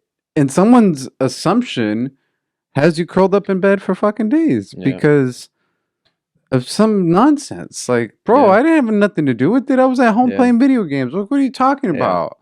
And it sucks. It sucks because it got there. It Yeah. sucks. Like, that's not what it was about. Yeah. I remember one time I used to go to the races too, right? So the illegal street races. Oh shoot! And See, I never did that. it's Sounds like where all the Fast and the Furious yeah. came from, inspired from. I had an M3, right? I had an M3. I remember one time so the teenage years were one thing, drive up and figure out where the races were. But then when I got my M3, I remember a cop pulled me over, and he pulled me over and he pulled the other car over. And he was trying to give me shit because I had that car. Like, whose car is this? And, kind of like being a jerk about Yeah. it. I wasn't drinking, right? So I didn't drink at that age. So I wasn't drinking. I wasn't high. I didn't have illegal stuff in my car. I was just in the area where the street races were happening. And he found out it's my car. I showed him my business card. Like, this is what I do for a living. I'm not doing anything illegal. It's what I do for business. It's my car. Here's my paperwork. And then he said, you know what, man? The guy behind you, the other guy we pulled over, he's going to jail. We're going to take his shit. He's like, what are you doing out here? Like, what are you doing? Honestly, think about it. Yeah. You've graduated and you shouldn't be here right now. He's like, get in your car, man. He's like, get the fuck out. Like, Yeah. you're not. I wasn't racing. Like, I was maybe gonna race. I wasn't breaking the law. He could have taken me in maybe for soliciting or being around an area, or he could have assumed that I was there racing and stuff like that. But I do remember when we were teenagers, maybe 15, 16, getting chased and getting shot at in the street races. And it's like my friend was driving and just, I remember, I think he had like a little green Accord or something like that. And guys behind us just like chasing us, shooting at us. And it's like, it's crazy. It's crazy that we have those stories. And then those are all like teenage years. And then when I got into my 20s, that was another story, man. Because that was at the time when I was in Hollywood at the time. So I partied on Sunset. I partied on shit. fucking. I would sneak into the foundation room at House of Blues. You know, so the House of Blues has a private area. It's called the Foundation Room. I don't know. I think it's like $10,000 a year to get in. I don't know how much Jeez. it is now. But famous people were there, so I'd get in there and like, oh, there's so and so or Yeah. whatever. Um, and so Sunset, like on Vine, down Hollywood Boulevard, all the dive bars, uh, places that it's like a certain knock to get in, otherwise someone's not getting in. Where there are famous people, where there are not famous people. So I've had a fucking interesting life, man, and I've seen a lot. But that time frame of being a child and being around party crews and growing up around older men and seeing older men get in fights, also gave me a level of, again, situational awareness that has allowed me to take care of myself Yeah. and to not fucking panic. Like if you panic, you're probably going to injure yourself. Yeah. Like you got to keep a cool head. You Yeah. got to stay calm. What's going on? What's happening? Where's everybody at? Like, it's a lot of people didn't get to have that. Yeah. And when shit pops off, they don't know what the fuck to do. I think I just thought about something. We were talking about, like how we knew that we like women at a young age or whatever. I think Van Damme is to blame for me. Van Damme and his spandex shorts? My Or first Van Damme movie was Double Impact. the first one? Or Bloodsport? No, Double Impact, where they're like twins. Yeah.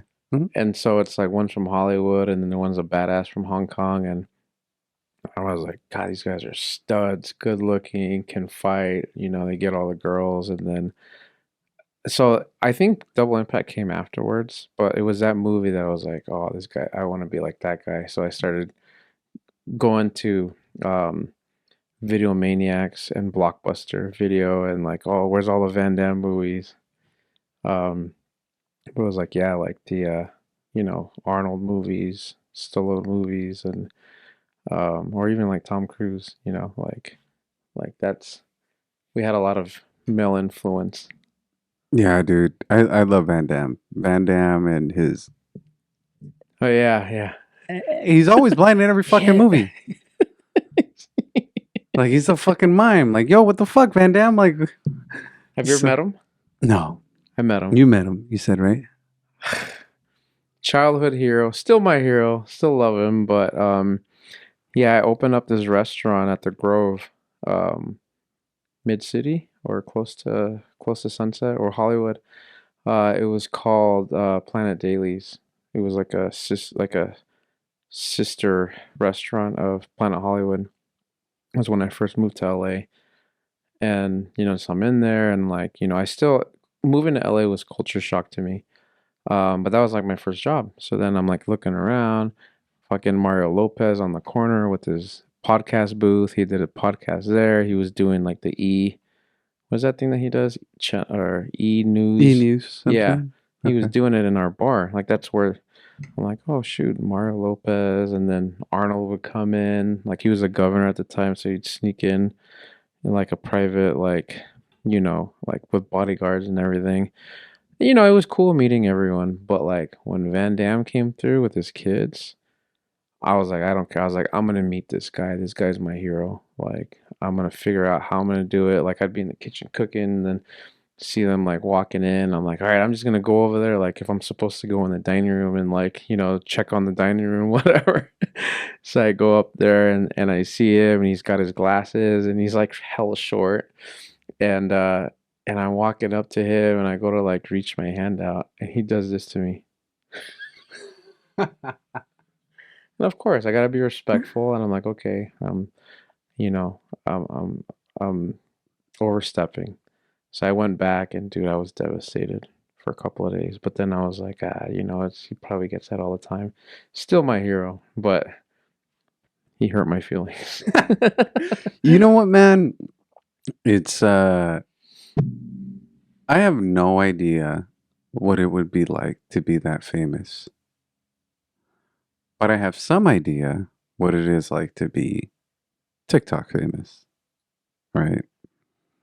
So when I was in Vegas, I don't know, 2 years ago or a year ago, I was walking on the strip and several people recognized me. And it felt uneasy. I felt like I'm just George, you know? Mm. And no, you're the guy. And I'm like, nah, it's probably someone else. And it's like, hey, it's a, and it felt uncomfortable, right? Mm-hmm. Because I don't see myself other than just myself, right? Like I'm just Yeah. George, like whatever. Yeah. I went viral, whatever, not a big deal. But I was not mentally in the mood, emotionally in the mood. I was just kind of like down maybe. And then like to put a front up of like me being happy and not being rude, right? Not be rude to the person. And imagine everywhere you go, everybody knows who Yeah. the fuck you are. Yeah. And everybody's your biggest fan. Yeah. And everybody wants a picture. Everybody wants to say hi. It's no longer genuine. Like Yeah. it's so hard to be genuine because like you're getting that from everybody. It becomes I assume it just becomes too much. Yeah. And so I don't think he was being rude. He Oh, can't I he can't absolutely. have Yeah. been. Yeah. I mean, I understood that after a while, but That's what sucks when people Well, say it's like, "Oh, he's such a fucking dick." It's like, "Nah, dude, he was with his Yeah. family." Like, come yeah. on. But then you see like, so like right now we have two restaurants on Sunset, and the Kardashians, or the young one, Kylie Jenner, she Okay. goes to the gym, I think, next door at the Equinox. And so, I'll be driving up just to like go to work, and then you'll just see a horde of like paparazzi and people, and they're just trying to get out of the gym, and it's like, hey, you just start seeing what people do just to like get a picture of them. It's like very invasive, and like just they're just trying to live a regular life, and so I totally understand. And Have you seen JCVD yet or not? Not no, yet. not yet. Yeah. Not yet. I gotta make time for that. It's fucking funny, bro. He makes fun of himself. Yeah. So I'll give you one. Uh,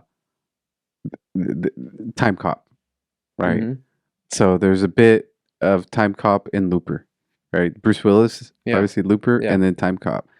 And Van Damme makes fun of himself the whole time. Like, so again, the simple premise is that Van Damme is Van Damme on the show. Yeah. So he Yeah. plays Van Damme. But it's that in the 90s, when he was an action star, he was actually a spy. And he was a spy that was using his action persona to be able to go to different countries and plan out secret missions. Yeah. So like Universal Soldier, Double Impact, Yeah. different things where it's like, oh shit. And he makes fun of himself the whole time. It's super fucking corny.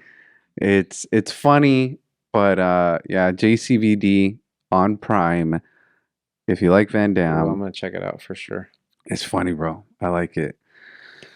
Uh I think I'm done for today. Sounds good. But you. I want to do it again. Part 2. Part 2. I definitely want to do it again. We're gonna go to Chin Chin. So Chin Chin, what are the locations in Chin Chin where people can check the restaurant Chin out? Chin, been around for 40 years. Sunset in West Hollywood. Studio City. Brentwood, that's been renovated, and then Vegas.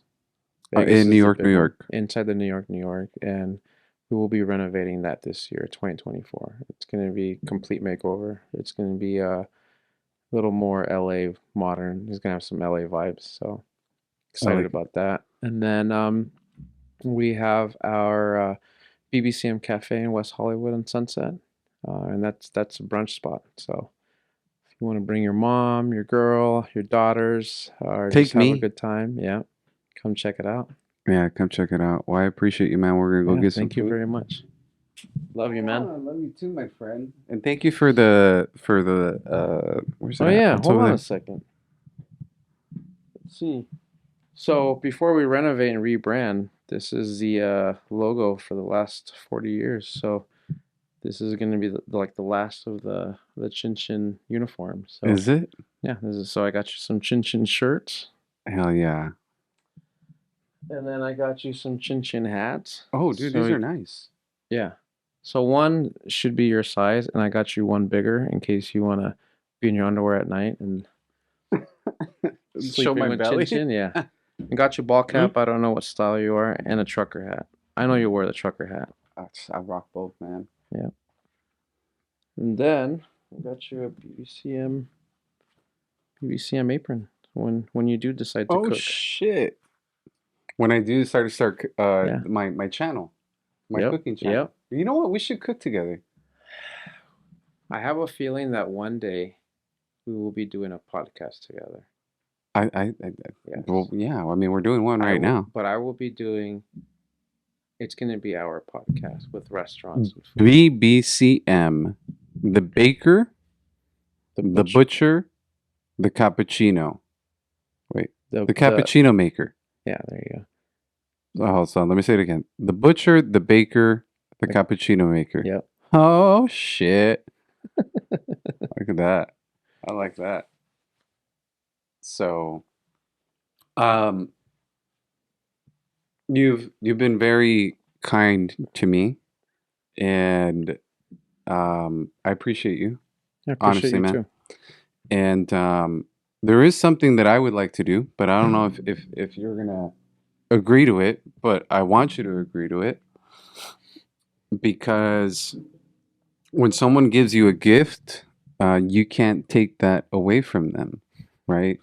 My dad said, "Look, when someone gives you something, they're giving you a blessing, right? And so don't ever take that opportunity away from them to bless you." So I'd like to give you my cantinflas. What? I want you to take this. Oh shit. So this is for you, my friend. Okay? I appreciate you, man. I will gladly take it. Okay? It is yours, my friend. Wow. Crazy. So, Crazy. thank you guys. Thank you for hanging out. And we'll see you on the next one. Deuces. That was dope. Ta-da! That was dope. Hell yeah, man. I appreciate all this shit. Appreciate all that stuff.